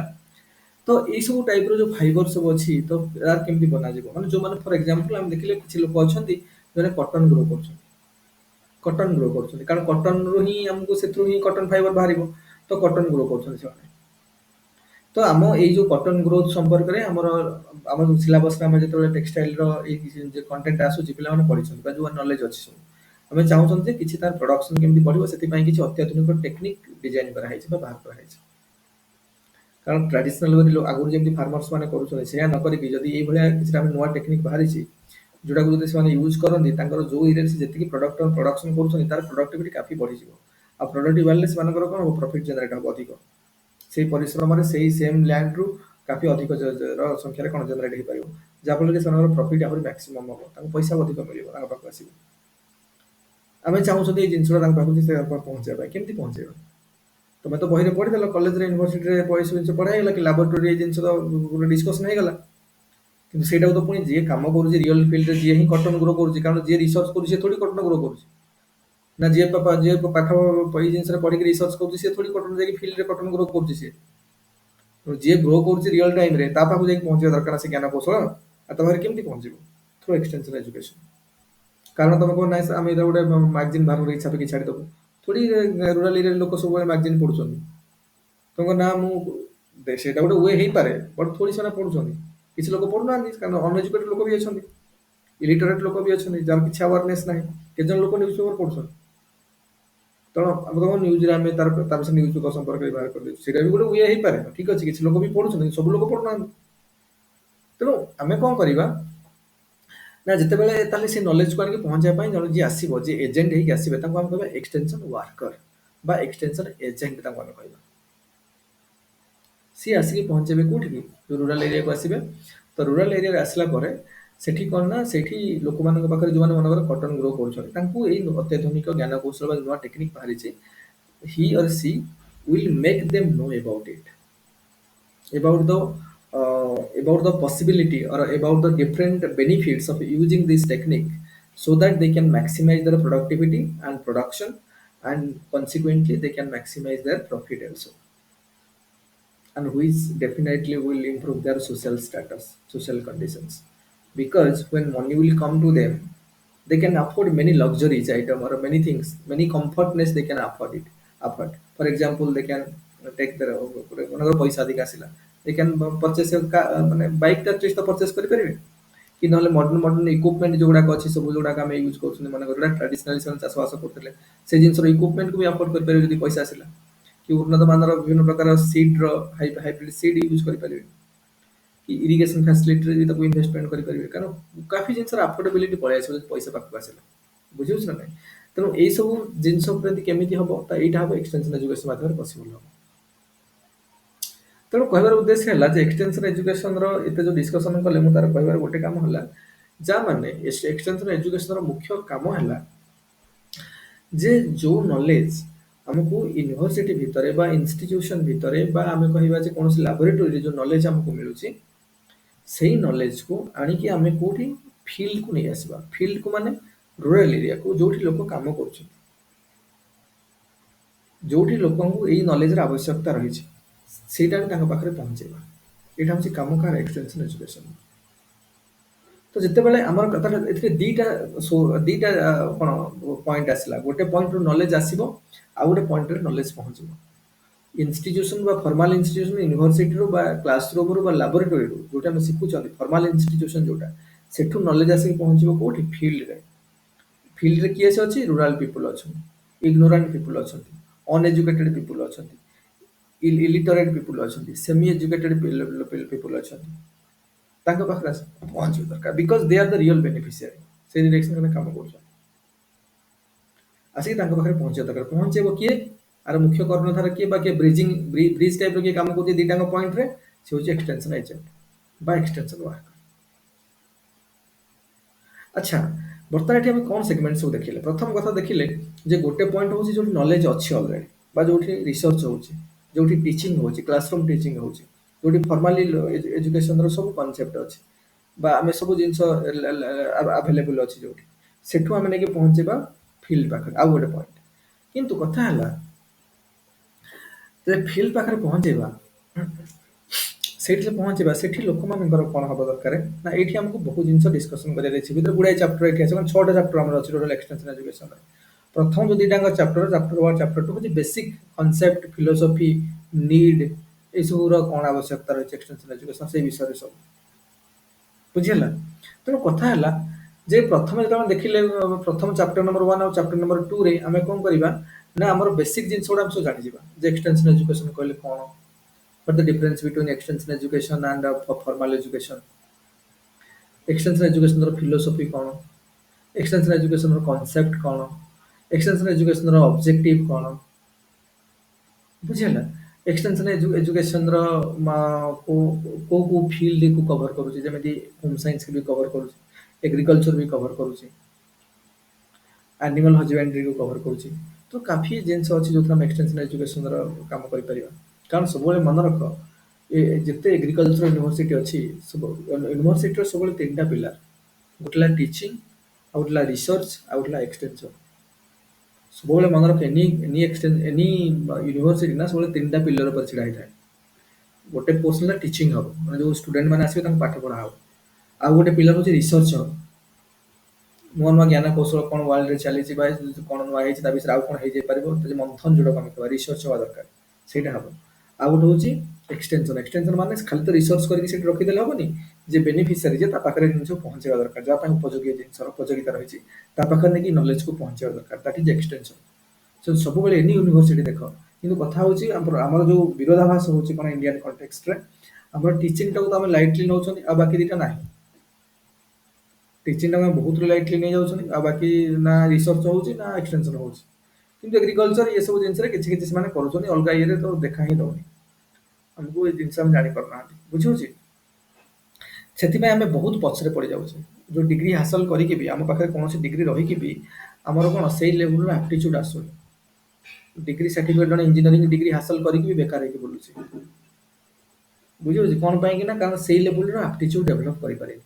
ଯେ ଇଏ ଆକୁ ଚାକିରି ନ ମିଳିଲେ ବି ଇଏ ଏତେ ନିଜକୁ ନିଜର ପୋଟେନସିଆଲକୁ ଏତେ ଡେଭଲପ କରାହେଇଛି କିମ୍ବା ଗ୍ରୁମିଂ କରାହେଇଛି ଇଞ୍ଜିନିୟରିଂ ସମୟରେ ସେଇ ସମୟରେ ଇଏ ବହୁତ ଜିନିଷ କରିଦବ ନିଜେ ନିଜେ ବି ବହୁତ କିଛି କରିପାରିବ। ଆଉ ଇଞ୍ଜିନିୟରିଂ ଯୋଉ 4 ବର୍ଷ ପଢା ହଉଛି ପ୍ରାକ୍ଟିକାଲକୁ ପୁରା ଇଗ୍ନୋର କରାହଉଛି। ଏ ସବୁଥିରେ ପ୍ରାକ୍ଟିକାଲ ଜିନିଷ ନାହିଁ ତା ମାନେ ଆମେ ଜାଣିପାରୁନେ କିଛି କେମିତି କଣ ଅଛି ଖାଲି ଜଷ୍ଟ ଗୋଟେ ଇକ୍ୱେସନ ମନେ ରଖିକି +2 +3 +2 ଭଳିଆ କେବଳ ପଢିକି ଗୋଟେ ପାସ୍ କରିକି ଆମେ ପଳେଇ ଆସୁଛନ୍ତି କିନ୍ତୁ ଜିନିଷ କିଛି ଜାଣିପାରୁନାହାନ୍ତି ସେଥିପାଇଁ ସବୁ ପ୍ରୋବ୍ଲେମ ହଉଛି। ତେଣୁ କିନ୍ତୁ ରିଅଲିଟିରେ ଯଦି ଦେଖାଯିବ କୌଣସି ୟୁନିଭର୍ସିଟିରେ ତ ତିନିଟା ପିଲର ହବା ଦରକାର ଗୋଟେ ହେଲା ଟିଚିଂ ଗୋଟେ ହେଲା ରିସର୍ଚ୍ଚ ଆଉ ଗୋଟେ ଏକ୍ସଟେନସନ ବୁଝିହେଲା। ତେଣୁ ଏକ୍ସଟେନସନ ଏଜୁକେସନ ଆମେ ଯେହେତୁ ପଢୁଛନ୍ତି ଏଥିରେ ଆମର ମୁଖ୍ୟ ଉଦ୍ଦେଶ୍ୟ ହେଲା କଣ ଏକ୍ସଟେନସନ ଏଜୁକେସନର ବା ମେନ୍ ଅବଜେକ୍ଟିଭ କଣ ହେଲା ନା ଯୋଉଠି ଅଛି ଯୋଉଠି ପ୍ରୋବ୍ଲେମ ଅଛି ସେଇ ଜାଗାରୁ ସେଇ ଜାଗାକୁ ପହଞ୍ଚେଇବା ଦରକାର ନଲେଜ।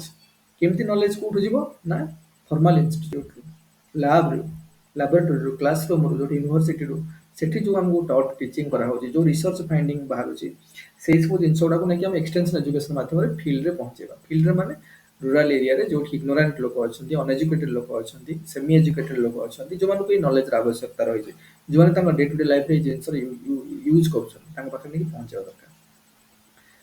ତେଣୁ ଆମେ ଯଦି କହିବା ତାହେଲେ ଏକ୍ସଟେନସନ ଏଜୁକେସନର ମେନ୍ ପର୍ପଜ କଣ ହେଲା ନେଇକି ନଲେଜ ପହଞ୍ଚେଇବା ଏଜୁକେଟ କରେଇବା କାହାକୁ ରୁରାଲ ପିପୁଲକୁ ଇଗ୍ନୋରାଣ୍ଟ ପିପୁଲକୁ। ତ ବର୍ତ୍ତମାନ ଆମେ ଡିସ୍କସନ ଆମେ ସିଫ୍ଟ କରିଦେବା ୟୁନିଭର୍ସିଟିର ଥାଉ ବର୍ତ୍ତମାନ ପରେ ଦେଖିବା ସେଟା ୟୁନିଭର୍ସିଟିରେ କଣ ହେଲା କଣ ନାହିଁ ଏକ୍ସଟେନସନ ୱାର୍କର ବିଷୟରେ ଆମେ ଡିସ୍କସନ କରିବା କି ପରେ କଣ ହବା ଦରକାର ନାହିଁ କଣ ହବ କଣ ନାହିଁ ଏକ୍ସଟେନସନ ଏଜୁକେସନ ସମସ୍ତେ ଥୋଡି ଏକ୍ସଟେନସନ ଏଜୁକେଟର ହେଇପାରିବେ ବା ସମସ୍ତେ ଏକ୍ସଟେନସନ ଏଜେଣ୍ଟ ହେଇପାରିବେ ବା ଏକ୍ସଟେନସନ ୱାର୍କର ହେଇପାରିବେ ତା ପାଇଁ କିଛିଟା କ୍ୱାଲିଫିକେସନ ଥିବା ଦରକାର। ତମର କୋଉ କୋଉ କ୍ୱାଲିଟି ରହିବା ଦରକାର ଆଜ ଏକ୍ସଟେନସନ ଏଜୁକେଟର ତମର କଣ କ୍ୱାଲିଟି ରହିବା ଦରକାର ବୁଝିହଉଛି ତମର ରୋଲ କୋଉ ଭଳିଆ ହେବା ଦରକାର ତମେ କଣ କଣ କାମ ସବୁ କରିବା ଦରକାର ଏଗୁଡ଼ା ସବୁ ଆମେ ଡିସ୍କସନ କରିବା କିନ୍ତୁ ବର୍ତ୍ତମାନ ପଳେଇ ଆସ ସେକେଣ୍ଡ ପଏଣ୍ଟକୁ ଯୋଉଠି ଆସି ନଲେଜ ପହଞ୍ଚୁଛି ବା ରୁରାଲ ଏରିଆ ବା ଫିଲ୍ଡକୁ ପଳେଇ ଆସ ବର୍ତ୍ତମାନ। କଥା ହେଲା କଣ ଯୋଉ ମେନ୍ ଉଦ୍ଦେଶ୍ୟ ଏକ୍ସଟେନସନ ଏଜୁକେସନର କଣ ଯେମିତି କହିଲେ ଯେମିତି ବିବେକାନନ୍ଦ କହିଥିଲେ ଯେ it is the manifestation of the potential that is already in man. ମଣିଷ ପାଖରେ ଅଲରେଡି ଯୋଉ ହିଡେନ୍ ହେଇକି ଯୋଉ ପୋଟେନସିଆଲ ଅଛି ତାର ମ୍ୟାନିଫେଷ୍ଟେସନ ହଉଛି ଏଜୁକେସନ ମ୍ୟାନିଫେଷ୍ଟେସନ କରିବା ହଉଛି ଏଜୁକେସନର କାମ। ତେଣୁ ଯେତେବେଳେ ଯୋଉ ଲୋକ ରୁରାଲ ଏରିଆରେ ଅଛନ୍ତି ଦେଖ ମୁଁ ଯେମିତି କହିଲି ସମସ୍ତଙ୍କର ଟ୍ୟାଲେଣ୍ଟ ଅଛି କିଛି ନା କିଛି ଅଛି। ଆମେ ଯେତେବେଳେ ହୋମ ସାଇନ୍ସର ପେପର 1 ର ସେକ୍ସନ ବି ରେ ଆମେ ହ୍ୟୁମାନ ଡେଭଲପମେଣ୍ଟ ପଢିବା ଚାଇଲ୍ଡ ଡେଭଲପମେଣ୍ଟ ସେଥିରେ ଗୋଟେ ଗୋଟେ କ୍ୱେଶ୍ଚିନ୍ ସବୁବେଳେ ଆସେ ସବୁ ବର୍ଷ ପଡୁଛି ହୋମ ସାଇନ୍ସ ଅପସନାଲରେ ଯେ ଗୋଟେ ଜିନିଷର ବା କୌଣସି ଗୋଟେ ପର୍ଟିକୁଲାର ଇଣ୍ଡିଭିଜୁଆଲର ଡେଭଲପମେଣ୍ଟ ପାଇଁ ଖାଲି ମାନେ ବୋଥ ଦିଟା ଜିନିଷର ରିକ୍ୱାରମେଣ୍ଟ ବୋଥ ଦିଟା ଜିନିଷର ରିକ୍ୱାରମେଣ୍ଟ ଅଛି ଗୋଟେ ହେଲା ଜେନେଟିକ୍ସ ଆଉ ଗୋଟେ ଏନଭାରନମେଣ୍ଟ।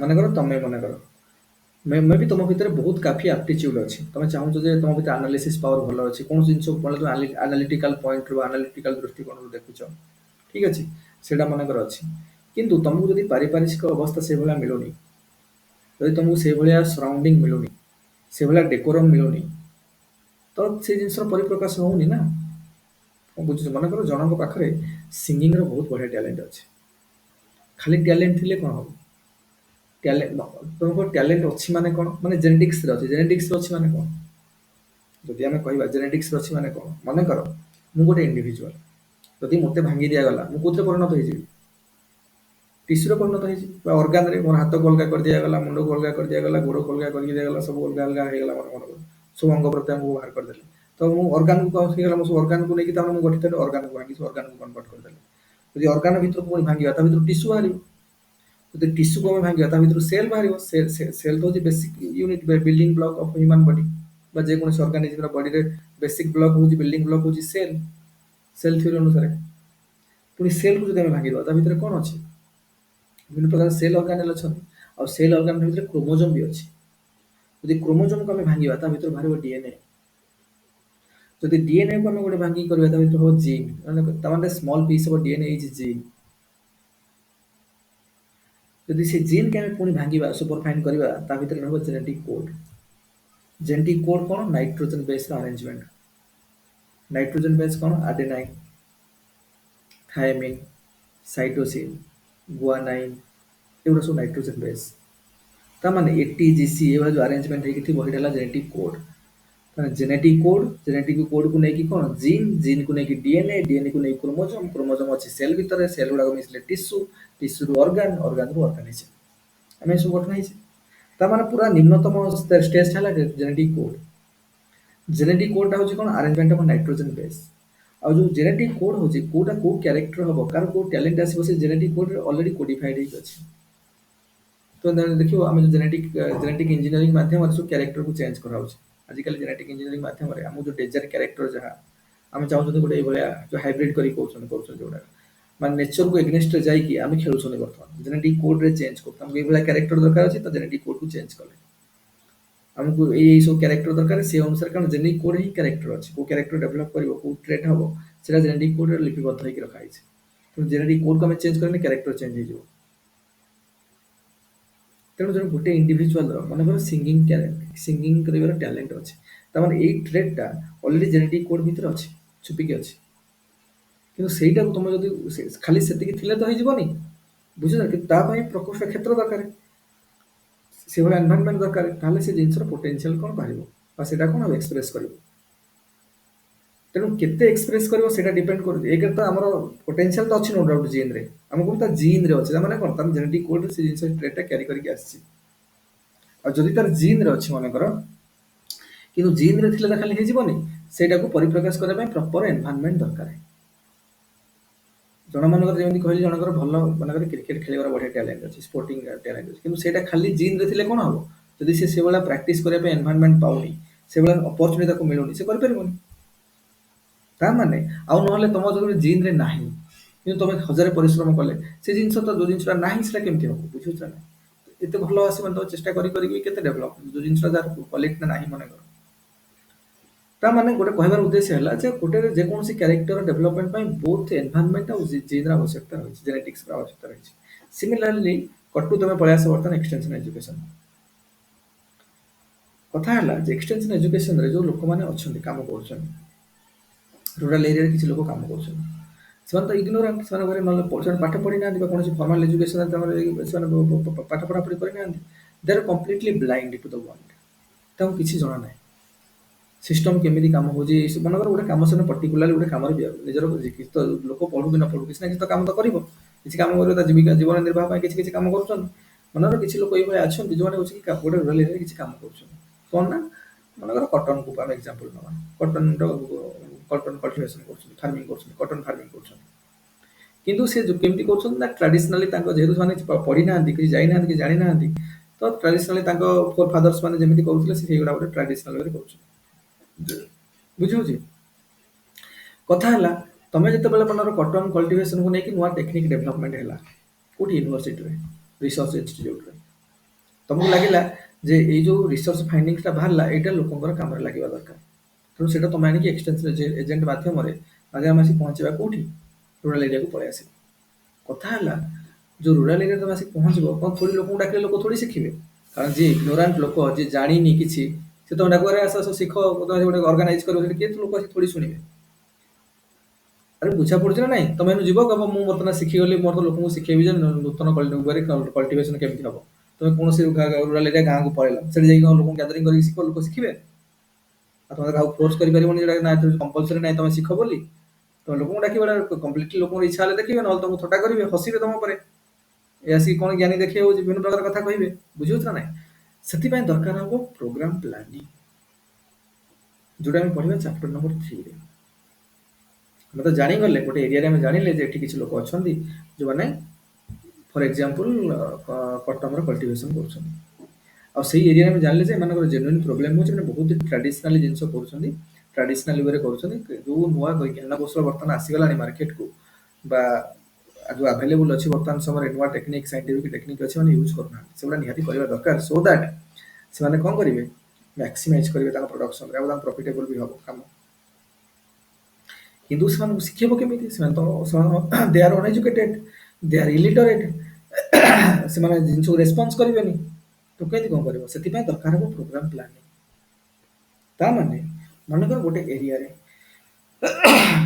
ଦି ପ୍ରକାର ନିଡ୍ ଥାଏ, ଗୋଟେ ହେଉଛି ଫେଲ୍ଟ ନିଡ୍, ଆଉ ଗୋଟେ ହେଲା ଅନଫେଲ୍ଟ ନିଡ୍। ତାପରେ ଫେଲ୍ଟ ନିଡ୍ କ'ଣ ଆଉ ଅନଫେଲ୍ଟ ନିଡ୍ କ'ଣ? ଫେଲ୍ଟ ନିଡ୍ ମାନେ ଯୋଉ ଜିନିଷ ତମକୁ ଫିଲ୍ ହଉଛି ହଁ ଏଇଟା ଆମକୁ ଆମେ ପ୍ରୋବ୍ଲେମରେ ଫସିଛୁ ଆମକୁ ଏ ଜିନିଷ ଦରକାର ବୁଝିହଉଛି ଯେମିତିକି ମୁଁ ତୁମକୁ ଏକ୍ଜାମ୍ପଲ ଦେଇକି କହିବି ଯଦି କଟନ ଏକ୍ଜାମ୍ପଲ ଆମେ ନେଇଥିଲୁ ସେଇ ଏକ୍ଜାମ୍ପଲଟା କ୍ୟାରି କରିବା ଆଗକୁ ମନେକର କଟନରେ କିଛି ଗ୍ରୋ ହଉଛି ଗୋଟେ ଫାର୍ମିଂ ହଉଛି ତମକୁ ଲାଗୁଛି ହଁ ମାର୍କେଟଟା ଥିଲେ ଯଦି ପାଖରେ ମାର୍କେଟଟା ପାଖାପାଖି ଯଦି ମାର୍କେଟର ସୁବିଧା ଥାନ୍ତା ତ ଆମ ପାଇଁ ଆଉ ଟିକେ ଭଲ ହୁଅନ୍ତା ଯେ ଆମେ ଆମ ଯୋଉ ଜିନିଷ ପ୍ରଡକ୍ସନ କରୁ ତାର ମାର୍କେଟ ହେଲେ ମାନେ ଆମକୁ ଆଉ ଟିକେ ଭଲ ଦାମ ମିଳନ୍ତା ତ ଆମେ ଏତେ ଦୂର ଅଛି ମାର୍କେଟ ପାଖରେ ନାହିଁ ବା ଆମ ଯୋଉ ଜିନିଷ ଆମେ ରଖୁଛୁ ଷ୍ଟୋରେଜ କରିକି ରଖୁଛୁ ତ ନଷ୍ଟ ହେଇଯାଉଛି ଠିକ ଟାଇମରେ ମାର୍କେଟ ନ ମିଳିବା ଫଳରେ ତ ଆମକୁ ବହୁତ ଶସ୍ତାରେ ଜିନିଷ ଦବାକୁ ପଡୁଛି ତ ଆମର ଲସ୍ ହଉଛି ଫାଇନାନ୍ସିଆଲି ବହୁତ କିଛି କିଛି ଜିନିଷ ମୋତେ ନୁହେଁ ତମେ ପୁରା ଇଗ୍ନୋରାଣ୍ଟ ତ ଯେହେତୁ ଦୁନିଆରେ ରହିଛ ଲୋକଙ୍କୁ ଦେଖୁଛ ଶିଖୁଛ ଜାଣୁଛ ଗୁଡା ଜିନିଷ ବି ତମେ ଜାଣିଥିବ ଅଲରେଡି ହଁ ଏଇ ପ୍ରୋବ୍ଲେମ ହଉଛି କି ନାଇଁ ଆମ ପାଖରେ ଗୋଟେ ରୋଡ ଭଲ ନାହିଁ ମାର୍କେଟକୁ ନବା ପାଇଁ ନିୟର ମାର୍କେଟ ତ ଅଛି ବଟ୍ ସେ ମାର୍କେଟକୁ ନବା ପାଇଁ ରୋଡର କନଷ୍ଟ୍ରକ୍ସନ ଠିକ ନାହିଁ ତ ଆମକୁ ନବାର ବହୁତ ପ୍ରୋବ୍ଲେମ ଟ୍ରାନ୍ସପୋର୍ଟେସନରେ ବହୁତ ପ୍ରୋବ୍ଲେମ ହଉଛି କି ନାଇଁ ଆମକୁ ଇରିଗେସନ ଫ୍ୟାସିଲିଟିର ପ୍ରୋବ୍ଲେମ ଅଛି ଇରିଗେସନ ରିଲେଟେଡ ପ୍ରୋବ୍ଲେମ ହଉଛି ଠିକ ସେ ଇରିଗେସନ ହେଇପାରୁନି ଏମିତି କିଛିଟା ଜିନିଷ ଥିବ ଯୋଉଟା ହଉଛି ଫେଲ୍ଟ ନିଡ୍ସ ମାନେ ଅଲରେଡି ସେଇ ଲୋକ ସେଇ ନିଡର ଆବଶ୍ୟକତାକୁ ଫିଲ୍ କରିଛନ୍ତି ଯେ ଆମକୁ ଏଗୁଡ଼ା ଦରକାର କିନ୍ତୁ ନାହିଁ ଆମ ପାଖରେ ଆମକୁ ଇରିଗେସନ ଫ୍ୟାସିଲିଟି ଦରକାର ନାହିଁ ଆମକୁ ଭଲ ରୋଡ କନଷ୍ଟ୍ରକ୍ସନ ରୋଡ ଦରକାର ନାହିଁ ଆମକୁ ମାର୍କେଟ ଦରକାର ତ ନାହିଁ ଏଇ ଜିନିଷର ଯୋଉ ନିଡ୍ ଅଛି ସେମାନଙ୍କ ପାଖରେ ଏଇ ଜିନିଷ ସେ ଫିଲ୍ କରିଛନ୍ତି ତାକୁ ଫେଲ୍ଟ ନିଡ୍ କୁହାଯାଏ ଆଉ କିଛି ଅଛି ଅନଫେଲ୍ଟ ନିଡ୍ସ କଣ ଅନଫେଲ୍ଟ ନିଡ୍ ହଉଛି ଯେ ସେମାନଙ୍କୁ ସେ ଜିନିଷର ଦରକାର କିନ୍ତୁ ସେଇ ଜିନିଷର ସେମାନେ ଏପର୍ଯ୍ୟନ୍ତ ଟେର ପାଇନାହାନ୍ତି ବା ଏଗୁଡାକ ଜଣା ବୋଲି ସେ ତାଙ୍କ ଚିନ୍ତା ବି କରିନାହାନ୍ତି ସେମାନେ ଏକ୍ଜାମ୍ପଲ ଯଦି ଆମ ମାନଙ୍କର ଟ୍ରାଡିସନାଲ ୱେରେ ଆମେ ଫାର୍ମିଂ କରୁଛେ ବା କଟନ ଫାର୍ମିଂ ଟ୍ରାଡିସନାଲ ହଉଛି କିନ୍ତୁ ବର୍ତ୍ତମାନ ମାର୍କେଟରେ ଏତେ ଅତ୍ୟାଧୁନିକ ଜିନିଷ ଆସିଗଲାଣି ବା ଟେକ୍ନୋଲୋଜି ୟୁଜ୍ କରିକି ଏତେ ନୂଆ ନୂଆ ଆଡଭାନ୍ସ ଟେକ୍ନିକ୍ ସବୁ ଆସିଗଲାଣି ଯାହାଫଳରେ କି ଆମେ ସେଗୁଡ଼ା ୟୁଜ୍ କଲେ ଆମର ପ୍ରଡକ୍ଟିଭିଟି ସେମ୍ ଲ୍ୟାଣ୍ଡରୁ ଯେତିକି ଏରିଆରେ ସେମାନେ ଚାଷ କରୁଛନ୍ତି ଯେତିକି ଜମିରେ ସେତିକି ଚାଷ କରିବେ ସେତିକି ଲେବର ଫୋର୍ସରେ ବା ତାଠୁ କମ୍ ଲେବର ଫୋର୍ସ ୟୁଜ୍ କରିକି ଆମେ ମ୍ୟାକ୍ସିମମ୍ ପ୍ରଫିଟ୍ କରିପାରିବା ବା ଆମ ପ୍ରଫିଟ୍କୁ ଆମେ 10 ଗୁଣା 15 ଗୁଣା 20 ଗୁଣା 25 ଗୁଣା ବଢ଼େଇ ପାରିବା ଏଇଟା ସେମାନେ ଜାଣିନାହାନ୍ତି but eat is a need for them ସେମାନଙ୍କ ନିହାତି ଦରକାର କାରଣ ଯେହେତୁ ସେଇ ଡିରେକ୍ସନରେ ସେମାନେ କାମ କରୁଛନ୍ତି ଏଇ ଜିନିଷ ତାଙ୍କୁ ଦରକାର କିନ୍ତୁ ତାଙ୍କର ଏଇ ଜିନିଷ ତାଙ୍କର ଫିଲ୍ ନାହିଁ କଣ ପାଇଁ ଫିଲ୍ ନାହିଁ because they are ignorant because they are illiterate because their formal education ସେକ୍ଟରରେ ନିଜକୁ ଲିପ୍ତ କରିନାହାନ୍ତି ବା ରଖିନାହାନ୍ତି they are outside of the formal education system ତ ଏଇଟା ତ ତାଙ୍କ ପାଇଁ ତ ଗୋଟେ ନିଡ୍ ନିହାତି ସେମାନଙ୍କ ପାଇଁ ନିଡ୍ ତାଙ୍କର ବି ଦରକାର ଅଛି କାରଣ ଯେହେତୁ ସେମାନେ କଟନ ଫାର୍ମିଂ କରୁଛନ୍ତି ତାଙ୍କୁ ଏଇସବୁ ଜିନିଷର ଆବଶ୍ୟକତା ଅଛି ବା ଦରକାର ନିଡ୍ ଅଛି କିନ୍ତୁ ସେମାନଙ୍କର ଏପର୍ଯ୍ୟନ୍ତ ତା ଭିତରେ କଣ ସେମାନେ ଏପର୍ଯ୍ୟନ୍ତ ଫିଲ୍ ଡେଭଲପ୍ କରିବେ ବା ସେ ଆବଶ୍ୟକ ସେମାନେ ଫିଲ୍ କରିନାହାନ୍ତି କାରଣ କଣ ପାଇଁ କାରଣ ଅନଏଜୁକେଟେଡ୍ ସେମାନେ ଇଲିଟରେଟ୍ ସେମାନେ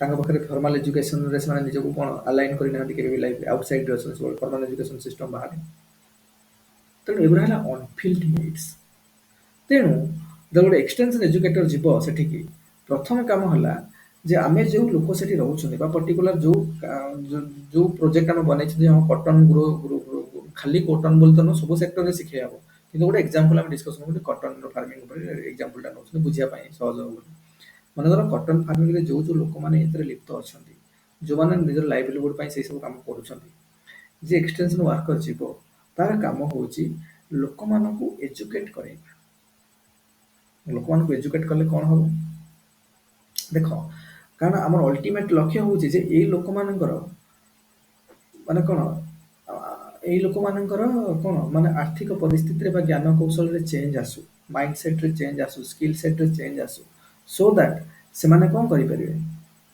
ତାଙ୍କର ଏଇଭଳି ସେମାନେ କାମ କରିବେ ଯେ ଏଇ ସବୁ ଟେକ୍ନିକ୍ ୟୁଜ୍ କରିକି ସେମାନେ କାମ କରନ୍ତୁ ଆମ ଯୋଉ ନୂଆ ନୂଆ ଜ୍ଞାନ କୌଶଳ ବର୍ତ୍ତମାନ ଡେଭଲପ ହେଲାଣି ସେଇ ଟେକ୍ନିକ୍ ୟୁଜ୍ କରିକି କାମ କରନ୍ତୁ ଏହା କରିବା ଫଳରେ କଣ ହବ ନା ଏକରେ ତାଙ୍କର ତ ଏଇଟା ଗୋଟେ କଣ ହବ ନା ଏନଭାରମେଣ୍ଟାଲି ବି ଭଲ ଗୋଟେ ଏନଭାରମେଣ୍ଟ ଉପରେ ଏତେ ପ୍ରଭାବ ପଡୁନି ବା ଏତେ ନେଗେଟିଭ ଇମ୍ପାକ୍ଟ ଏନଭାରମେଣ୍ଟ ଉପରେ ପଡୁନି ସେମାନେ ନିଜର କଣ ଇନକମ୍ ବି ଇନକମ୍କୁ ବି ମ୍ୟାକ୍ସିମାଇଜ କରିପାରିବେ ପ୍ରଫିଟ୍କୁ ମ୍ୟାକ୍ସିମାଇଜ କରିପାରିବେ ସେମାନଙ୍କ ନିଜର ଫାଇନାନ୍ସିଆଲ କଣ୍ଡିସନ ବି ସୁଧୁରିଯିବ ସୋସିଆଲ କଣ୍ଡିସନ ବି ସୁଧୁରିଯିବ କାରଣ ଫାଇନାନ୍ସିଆଲ କଣ୍ଡିସନ ଭଲ ହେଲେ ସୋସିଆଲ କଣ୍ଡିସନ ବି ଭଲ ହବ ସୋସିଆଲ ଷ୍ଟାଟସ ବଢିବ ଏଇ ଜିନିଷ ହବା ଦରକାର ସେଥିପାଇଁ ଆମେ ତାଙ୍କୁ ଏଜୁକେଟ କରିବା ଦରକାର ଏଜୁକେଟ ହେଲେ କଣ କଲେ କଣ ହବ ନା ଯେତେବେଳେ ଆମେ ଯେମିତି ଜାଣୁଛେ ସିଙ୍ଗ ଇଜ ବିଲିଭିଂ ଆଉ ଯେ ଏଜୁକେଟ କରେଇବା ତାଙ୍କୁ ନେଇକି ଏଇ ସବୁ ଟେକ୍ନିକ ଏଜୁକେଟ କରିବା ମାନେ କଣ ଏଇ ଯୋଉ ଟେକ୍ନିକ ମାନେ ଲୋକ ଆଗରୁ ଚାଷ କରି ତାଙ୍କୁ ଆମେ ଦେଖେଇବା ଯେ ଦେଖ এইଭଳିଆ ଟେକ୍ନିକରେ ୟୁଜ୍ କରିକି ବର୍ତ୍ତମାନ ଲୋକ ଏଇଭଳିଆ ଏତେ ପ୍ରଫିଟେବଲ୍ ହେଇଛନ୍ତି, ତାଙ୍କର ପ୍ରଡକ୍ଟିଭିଟିକୁ ଏତେ ବଢ଼େଇ ପାରିଛନ୍ତି, ଏତେ ପରିମାଣର ଅର୍ଥ ଉପାର୍ଜନ କରିପାରିଛନ୍ତି। Because money is the biggest motivation, always you remember, money is the biggest motivation. ଯୋଉଠି ତୁମକୁ ପଇସା ମିଳୁଛି ବା ପଇସା ମିଳିବ ସେ ଜିନିଷକୁ ତୁମେ ନିହାତି ବହୁତ ଭଲ ଭାବରେ କରିବ। ତେଣୁ ଯେତେବେଳେ ଲୋକ ଦେଖିବେ ଯେ ଆଚ୍ଛା ଆଚ୍ଛା ଏଠି କେମିତି ଲୋକ କରିକି ଏତେ ପ୍ରଫିଟେବଲ୍ ହେଇଛନ୍ତି, ଆମେ ତ ଏତେ କାଳୁ ଏଭଳିଆ କରିକି ଏତେ ଖଟୁଛୁ, ଏତେ ପରିଶ୍ରମ କରୁଛୁ, ଆମର ଏତେ ପରିମାଣରେ ପ୍ରଡକ୍ଟ ପ୍ରଡକ୍ସନ ହଉନି, ଏଠି ଏତେ କମରେ ଏତେ ପ୍ରଡକ୍ସନ ହେଇଯାଉଛି। ତାମାନେ ଲୋକଙ୍କର ଏଇ ଯୋଉ ଜିନିଷଟା ଜାଣିଲେ, ଲୋକ ଏଜୁକେଟ ହେଲେ। ଏଜୁକେଟ ହେଲା ମାନେ କଣ ହେଲା, ଯୋଉ ଦେଖିଲେ ଶିଖିଲେ ଜାଣିଲା ପରେ କଣ ହେଲା ନା ଇଣ୍ଟରେଷ୍ଟ ଆସିଲା। କାରଣ ତାଙ୍କୁ ଆଟେଣ୍ଟିଭ କଲେ, ଆମେ ତାଙ୍କୁ ନେଇକି ଶିଖେଇଲେ ଦେଖେଇଲେ ଯେ ଜିନିଷ ଦେଖ ଏଇଭଳିଆ ଅଛି, ଲୋକମାନେ ଏମିତି ଗ୍ରୋ କରିଛନ୍ତି, ଲୋକମାନେ ଏତେ ସକ୍ସେସଫୁଲ ହେଇଛନ୍ତି, ଏତେ ପରିମାଣରେ ପ୍ରଫିଟେବଲ ହେଇଛନ୍ତି, ଏଇସବୁ ଜିନିଷ ତାଙ୍କୁ ଦେଖେଇଲେ, ଯେତେବେଳେ ଆଟେନସନ ଆସିଲା ମାନେ ତା ମାନେ ଆଟେଣ୍ଟିଭ ହେଇକି ଜିନିଷକୁ ଦେଖିଲେ, ତାଙ୍କୁ ଗୋଟେ ଇଣ୍ଟରେଷ୍ଟ ଆସିଲା ଯେ ଆଚ୍ଛା ଏମିତି ବି ଲୋକ କରୁଛନ୍ତି, ଆମେ ବି କଲେ କାହିଁକି ହବନି, ତ ଇଣ୍ଟରେଷ୍ଟ ଆସିଲା। ଆଉ ଯେତେବେଳେ ଇଣ୍ଟରେଷ୍ଟ ଆସିବ ସେତେବେଳେ କଣ ହବ ନା ଡେଜିଆର ଜନ୍ମ ହବ। ତ ମନ ଭିତରେ ତମେ ଆଜି ସମସ୍ତେ କାହିଁକି ୟୁପିଏସସି ପ୍ରିପେୟାର ବା ୟୁପିଏସସି ପ୍ରିପେୟାର କରିବାକୁ ଆଗେଇ ଆସିଛ, କାରଣ ତମେ ଆଗରୁ ଦେଖିଲ ଯେ ତମ ଆଗରୁ ବହୁତ ପିଲା ଏଥିରେ ସକ୍ସେସ୍ ହେଇଛନ୍ତି। ତମ କଲେଜରୁ ହଉ ବା ତମ ଲୋକାଲିଟିରୁ ହଉ, ତମ ରିଲେଟିଭ୍ସରୁ ହଉ, ତମ ଫ୍ରେଣ୍ଡ ସର୍କଲରେ ହଉ ବା ଏରିଆର ହଉ, ଯୋଉ ହଉ ପିଲାମାନେ ଏଥିରେ ସକ୍ସେସ୍ ପାଇଲେ। ତମକୁ ଲାଗିଲା ଯେ ସେମାନେ ଯଦି ପାଇପାରୁଛନ୍ତି ତ ଆମେ କାହିଁକି ନୁହଁ। ତେଣୁ ସେଇ ଆଟେନସନଟା ତମେ ଆଟେଣ୍ଟିଭ ଜିନିଷକୁ ଦେଖିଲେ ଯେ ହଁ ଏମିତି ଏମାନେ ବି ସିଏ ପାଇଛି, ସିଏ ବି ପାଇଛି, ତାର ବି ସକ୍ସେସ୍ ହେଇଛି, ଆର ବି ସକ୍ସେସ୍ ହେଇଛି। ୟୁଟ୍ୟୁବରେ ବି ଆମେ ଗୁଡ଼ାଏ ଭିଡ଼ିଓ ଦେଖୁଛନ୍ତି ଯେ ବହୁତ ଲୋ ବ୍ୟାକଗ୍ରାଉଣ୍ଡର ପିଲାମାନଙ୍କର ବି ସକ୍ସେସଫୁଲ ହଉଛନ୍ତି, ତ ଆମର କାହିଁକି ନୁହେଁ। ତ ମନରେ କଣ ଆସିଲା, ଇଣ୍ଟରେଷ୍ଟ ଆସିଲା। ଆଉ ଯେତେବେଳେ ଇଣ୍ଟରେଷ୍ଟ ଆସିବ ସେତେବେଳେ ଡେଜର ଜନ୍ମ ହବ। ଇଣ୍ଟରେଷ୍ଟ ଆସିଲା ମାନେ ତମ ଭିତରେ ଅଭିଳାଷ ଆସିଲା ଯେ ମୁଁ ବି କରିପାରିବି, ମୋର ବି ହବ। ଆଉ ଯେତେବେଳେ ଡେଜର ଆସିବ ସେଟା ଗ୍ରାଜୁଆଲି କଣ ହବ, କନଭିକ୍ସନ କ୍ରିଏଟ କରିବ। ତମ ମନରେ ଦୃଢ଼ତା ଆସିବ ଯେ ହଁ ମୁଁ ନିହାତି କରିଦେବି, ମୋର ନିହାତି ହବ। ଆଉ ତମର ୱାନ୍ସ ଏ କନଭିକ୍ସନ ପଳେଇ ଆସିବ ନା, that will be translated to action. ତ ସେଇ ଅନୁସାରେ ତମେ କାମ କରିବ, ଯୋଉ ଅନୁସାରେ ତମର କନଭିକ୍ସନ ଆସିଲା ସେଇ ଅନୁସାରେ କାମ କରିବ। ଯୋଉଠି ତମେ ଦିନକୁ ଘଣ୍ଟେ ବି ପଢୁନଥିଲ, ବର୍ତ୍ତମାନ ତମେ ଦିନକୁ 4-5 ଘଣ୍ଟା ପଢୁଛ। ଯୋଉଠି ତମେ ବସିକି କିଛି ବି ଲେଖା ଲେଖି କରୁନଥିଲ, ବର୍ତ୍ତମାନ ବସିକି ଲେଖୁଛ। ଯୋଉଠି କ୍ଲାସ କରିବା ଅଭ୍ୟାସ ଛାଡି ଯାଇଥିଲା, ବର୍ତ୍ତମାନ ଘଣ୍ଟା ଘଣ୍ଟା ବସିକି କ୍ଲାସରେ ବି ଶୁଣା ହଉଛି। ତ କାରଣ ଆମ ଭିତରେ କନଭିକ୍ସନ ଆସିଗଲାଣି। ପ୍ରଥମେ ଆମର ଇଣ୍ଟରେଷ୍ଟ ଆସିଲା, ଇଣ୍ଟରେଷ୍ଟ ପରେ ଡେଜାର ଜନ୍ମ ନେଲା, ଡେଜାର ଜନ୍ମ ନେଲା, ସେଟା କନଭିକ୍ସନ କ୍ରିଏଟ କଲା ମନ ଭିତରେ, ଦୃଢତା କ୍ରିଏଟ କଲା। ୱାନ୍ସ କନଭିକ୍ସନ ଆସିଗଲା ମାନେ এটা ପଜିଟିଭଲି ଟ୍ରାନ୍ସଲେଟ ହବ ଆକ୍ସନ।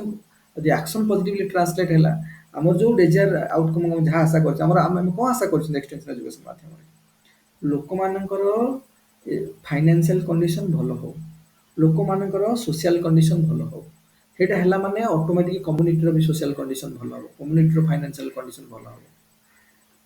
ଅଟଳ ବିହାରୀ ବାଜପେୟୀ କଣ କହିଥିଲେ ଯେ ଯଦି ତମେ ତମ ନିଜର ଗୋଟେ ଷ୍ଟୁଡେଣ୍ଟ ଯଦି ତାର ନିଜର ଭାଗ୍ୟକୁ ବଦଳଉଛି ବା ନିଜର ଡେଷ୍ଟିନିକୁ ଚେଞ୍ଜ କରୁଛି, ସେଟା କେବଳ ତା ନିଜର ଡେଷ୍ଟିନି ଚେଞ୍ଜ ହଉଛି, ତା ସହିତ ଦେଶର ଡେଷ୍ଟିନି ବି ଚେଞ୍ଜ ହଉଛି, ତା ସହିତ ସେ ରାଜ୍ୟର ଡେଷ୍ଟିନି ବି ଚେଞ୍ଜ ହଉଛି, ତା ସହିତ ସେ କମ୍ୟୁନିଟିର ଡେଷ୍ଟିନି ବି ଚେଞ୍ଜ ହଉଛି। ମନେକର ଦେଖିବ ଯେତେବେଳେ ବର୍ତ୍ତମାନ ଆମର ବର୍ତ୍ତମାନ ଦ୍ରୌପଦୀ ମୁର୍ମୁ ଯେତେବେଳେ କଣ ପ୍ରେସିଡେଣ୍ଟ ହେଇଗଲେ ରାଇରଙ୍ଗପୁରରୁ, ରାଇରଙ୍ଗପୁର ଟ୍ରାଇବାଲ ଏରିଆ ଗୋଟେ, ଯଦି ସେଠୁ ମନେକର ହେଇଗଲେ, ବର୍ତ୍ତମାନ ସେଇ ଏରିଆର ଲୋକ ଏକରେ ଯେତେବେଳେ ହେଲେ ଟ୍ରାଇବାଲ ଏରିଆରେ, ଆମ ଷ୍ଟେଟ୍ ପାଇଁ କେତେ ଖୁସିର ଖବର ଆସିଲା, ଆମେ ମାନେ କେତେ ଇନ୍ସପାୟାର ହେଲେ ଯେ ସମାନ ଫ୍ରମ ଓଡ଼ିଶା ଆଜି ପର୍ଯ୍ୟନ୍ତ କେହି ପ୍ରେସିଡେଣ୍ଟ ହେଇନଥିଲେ, ତ ଓଡ଼ିଶାର ସମାନ ବିକେମ୍ ପ୍ରେସିଡେଣ୍ଟ ନାଉ। ଆଉ ପୂର୍ବରୁ ଭିଭିଗିରି ହେଇଥିଲେ, ବଟ ଭିଭିଗିରି ହଉଛନ୍ତି କଣ ଆନ୍ଧ୍ରପ୍ରଦେଶର, ଆଉ ମାଡ୍ରାସ ସେଇ ସମୟରେ ମାଡ୍ରାସ ଷ୍ଟେଟ୍ ଥିଲା ତାମିଲନାଡୁରେ। ତ ସେ ନିଜକୁ ଆନ୍ଧ୍ରପ୍ରଦେଶର କହୁଥିଲେ ତେଲୁଗୁ ସ୍ପିକିଂରେ, କିନ୍ତୁ ସିଏ କେବେ ଓଡ଼ିଆ ନୁହଁ, ଓଡ଼ିଆ ସ୍ପିକିଂ ବା ଅରିଜିନାଲି ଓଡ଼ିଆ ଲୋକ ନୁହଁ। ଅରିଜିନାଲି ଓଡ଼ିଆ ଲୋକ ଫାଷ୍ଟ ଦ୍ରୌପଦୀ ମୁର୍ମୁ ଯିଏ ହେଲେ, ତ ଆମ ଓଡ଼ିଶା ପାଇଁ କେତେ ଇନ୍ସପିରେସନ ଆସିଲା, ଆମେ କେତେ ଇନ୍ସପାୟାର ହେଲେ, ସବୁ କେତେ ମୋଟିଭେଟେଡ ହେଲେ। ଆଉ ଯେତେବେଳେ ସେଇ ପର୍ଟିକୁଲାର ଆଉ ଟିକେ ତଳକୁ ପଳେଇ ଯିବା, ତାଙ୍କ ନିଜ ଏରିଆର ଲୋକ, ତାଙ୍କ ଟାଉନର ରାଇରଙ୍ଗପୁର ଲୋକ ପୁଣି କେତେ ବା ମୟୂରଭଞ୍ଜର ଲୋକ କେତେ ମୋଟିଭେଟେଡ ହେଲେ, ମୟୂରଭଞ୍ଜରୁ ପୁଣି ରାଇରଙ୍ଗପୁର ଲୋକ କେତେ ମୋଟିଭେଟେଡ ହେଲେ ଯେ ଆମ ଏରିଆରୁ ଆମ ଲୋକାଲିଟିରୁ ଗୋଟେ ଲୋକ ଯାଇ କେତେ ବଡ଼ ପୋଜିସନକୁ ପହଞ୍ଚି ପାରିଲେ। ଗୋଟେ ପଜିଟିଭ ଇମ୍ପାକ୍ଟ ଆସିଲା, ଗୋଟେ ପଜିଟିଭ ଭାଇବ କ୍ରିଏଟ ହେଲା ସମସ୍ତଙ୍କ ମନରେ। କିଛି କିଛି ଆଗରୁ ଶିକ୍ଷିତ ଲୋକମାନେ ଯୋଉମାନେ ପଲିଟିକ୍ସକୁ ଘୃଣା କରୁଥିଲେ, ଶିକ୍ଷିତ ଲୋକମାନେ ବି ଆସିବା ଚେଷ୍ଟା କଲେ ପଲିଟିକ୍ସକୁ, ଯେ ଆମେ ବି ଯିବା, ଆମେ ବି କିଛି କରିବା, ଆମର କଣ୍ଟ୍ରିବ୍ୟୁସନ ଆମେ ଦେବା। ପଲିଟିକ୍ସଟା ଗୋଟେ ନ୍ୟାସନାଲ ରେସ୍ପନ୍ସିବିଲିଟି, ଗୋଟେ ସୋସିଆଲ ରେସ୍ପନ୍ସିବିଲିଟି, ସମସ୍ତେ କିଛି ନା କିଛି କଣ୍ଟ୍ରିବ୍ୟୁସନ କରିବା କଥା। ତ ସମସ୍ତେ ଗୋଟେ ମାଇଣ୍ଡ ସେଟ୍ ଚେଞ୍ଜ ହଉଛି। ତ କଥା ହେଲା ସେଇଭଳିଆ, ଯଦି ମନେକର ଗୋଟେ ଲୋକର ମାଇଣ୍ଡ ସେଟ୍କୁ ଚେଞ୍ଜ କର, ଏଜୁକେସନ ମାଧ୍ୟମରେ କଣ ହେଲା, ତାର ଆଟିଚ୍ୟୁଡ ଚେଞ୍ଜ ହେଲା, ଜୀବନକୁ ଦେଖିବାର ନଜରିଆ ଚେଞ୍ଜ ହେଲା, ପର୍ସପେକ୍ଟିଭ ଚେଞ୍ଜ ହେଲା। ଯେତେବେଳେ ତାର ଆକ୍ସନଟା ପଜିଟିଭ ହେଲା, ପଜିଟିଭ ମାନେ ଆକ୍ସନ ପଜିଟିଭଲି ଆକ୍ସନରେ କନଭର୍ଟ ହେଲା କନଭିକ୍ସନଟା, ସେତେବେଳେ ସେ ଅନୁସାରେ କାମ କଲା ସେ। ତ ନୋ ଡାଉଟ୍ ଜିନିଷ ପଜିଟିଭ ହେଲା ମାନେ ସେ ଯଦି ସେଇ ଜ୍ଞାନ କୌଶଳକୁ ୟୁଜ୍ କଲା ତାର ପ୍ରଫିଟେବଲ ହେଲା, ପଇସା ଆସିଲା, ସୋସିଆଲ ଷ୍ଟାଟସ୍ ବଢିଲା। ଆଉ ତା ନିଜର ସୋସିଆଲ ଷ୍ଟାଟସ୍ ବଢିବା ସହିତ କମ୍ୟୁନିଟିର ବି ସୋସିଆଲ ଷ୍ଟାଟସ୍ ବଢିଲା, କମ୍ୟୁନିଟିର ବି ଡେଭଲପମେଣ୍ଟ ହେଲା। ତ ମେନ୍ ଉଦ୍ଦେଶ୍ୟ ସେଇଟା କମ୍ୟୁନିଟିର ଡେଭଲପମେଣ୍ଟ କରିବା। ଆଉ କମ୍ୟୁନିଟିର ଡେଭଲପମେଣ୍ଟ ହେଲା that will lead two national development, national ପ୍ରସ୍ପରିଟି। ବୁଝୁଛ ନାଇଁ? ତେଣୁ ଏଇ ଟାଇପର ତ କାମ ହେଲା ଆମର କଣ ନା ଇଣ୍ଟରେଷ୍ଟକୁ ଟ୍ରିଗର କରିବାର ଅଛି ଲୋକମାନଙ୍କୁ। କାରଣ ଯୋଉ ଆଟେନସନ ଆଉ ଇଣ୍ଟରେଷ୍ଟ ଟ୍ରିଗର ହବା, ତମେ ଏକରେ ଆଟେଣ୍ଟିଭ ହେଇକି ଗୋଟେ ଲୋକ ଦେଖିଲା ତାକୁ ତମେ ଦେଖେଇଲ, ଆଉ ତାର ଇଣ୍ଟରେଷ୍ଟ ପଏଣ୍ଟ ଟ୍ରିଗର ହବା କାମ ହଉଛି କଣ ଏଜୁକେସନର କାମ। ବାକି ତ ଅଟୋମେଟିକାଲି ଚାଲିବ। ସେଇଠି ହେଲା ଏଜୁକେସନର କାମ। ତାର ଇଣ୍ଟରେଷ୍ଟ ପଏଣ୍ଟକୁ ଟ୍ରିଗର କରିବାର ଅଛି ଲୋକମାନେ। କାରଣ ଲୋକମାନେ ଏ ଜିନିଷକୁ ତମେ ଯେକୌଣସି ଲୋକଙ୍କୁ ଡାକିବ, ଯିଏ ଅନଏଜୁକେଟେଡ ଲୋକ, ଅଶିକ୍ଷିତ ଲୋକ, ସେ ତମକୁ ଥଟ୍ଟାରେ ଉଡେଇ ଦେବେ। ଇଏ କଣଟା କରୁଛି, ଏଇଟା କଣଟା ହେଇଯିବ, ସେ ବୁଝିପାରିବେନି ସେମାନେ କଣ ହଉଛି କଣ ନାହିଁ।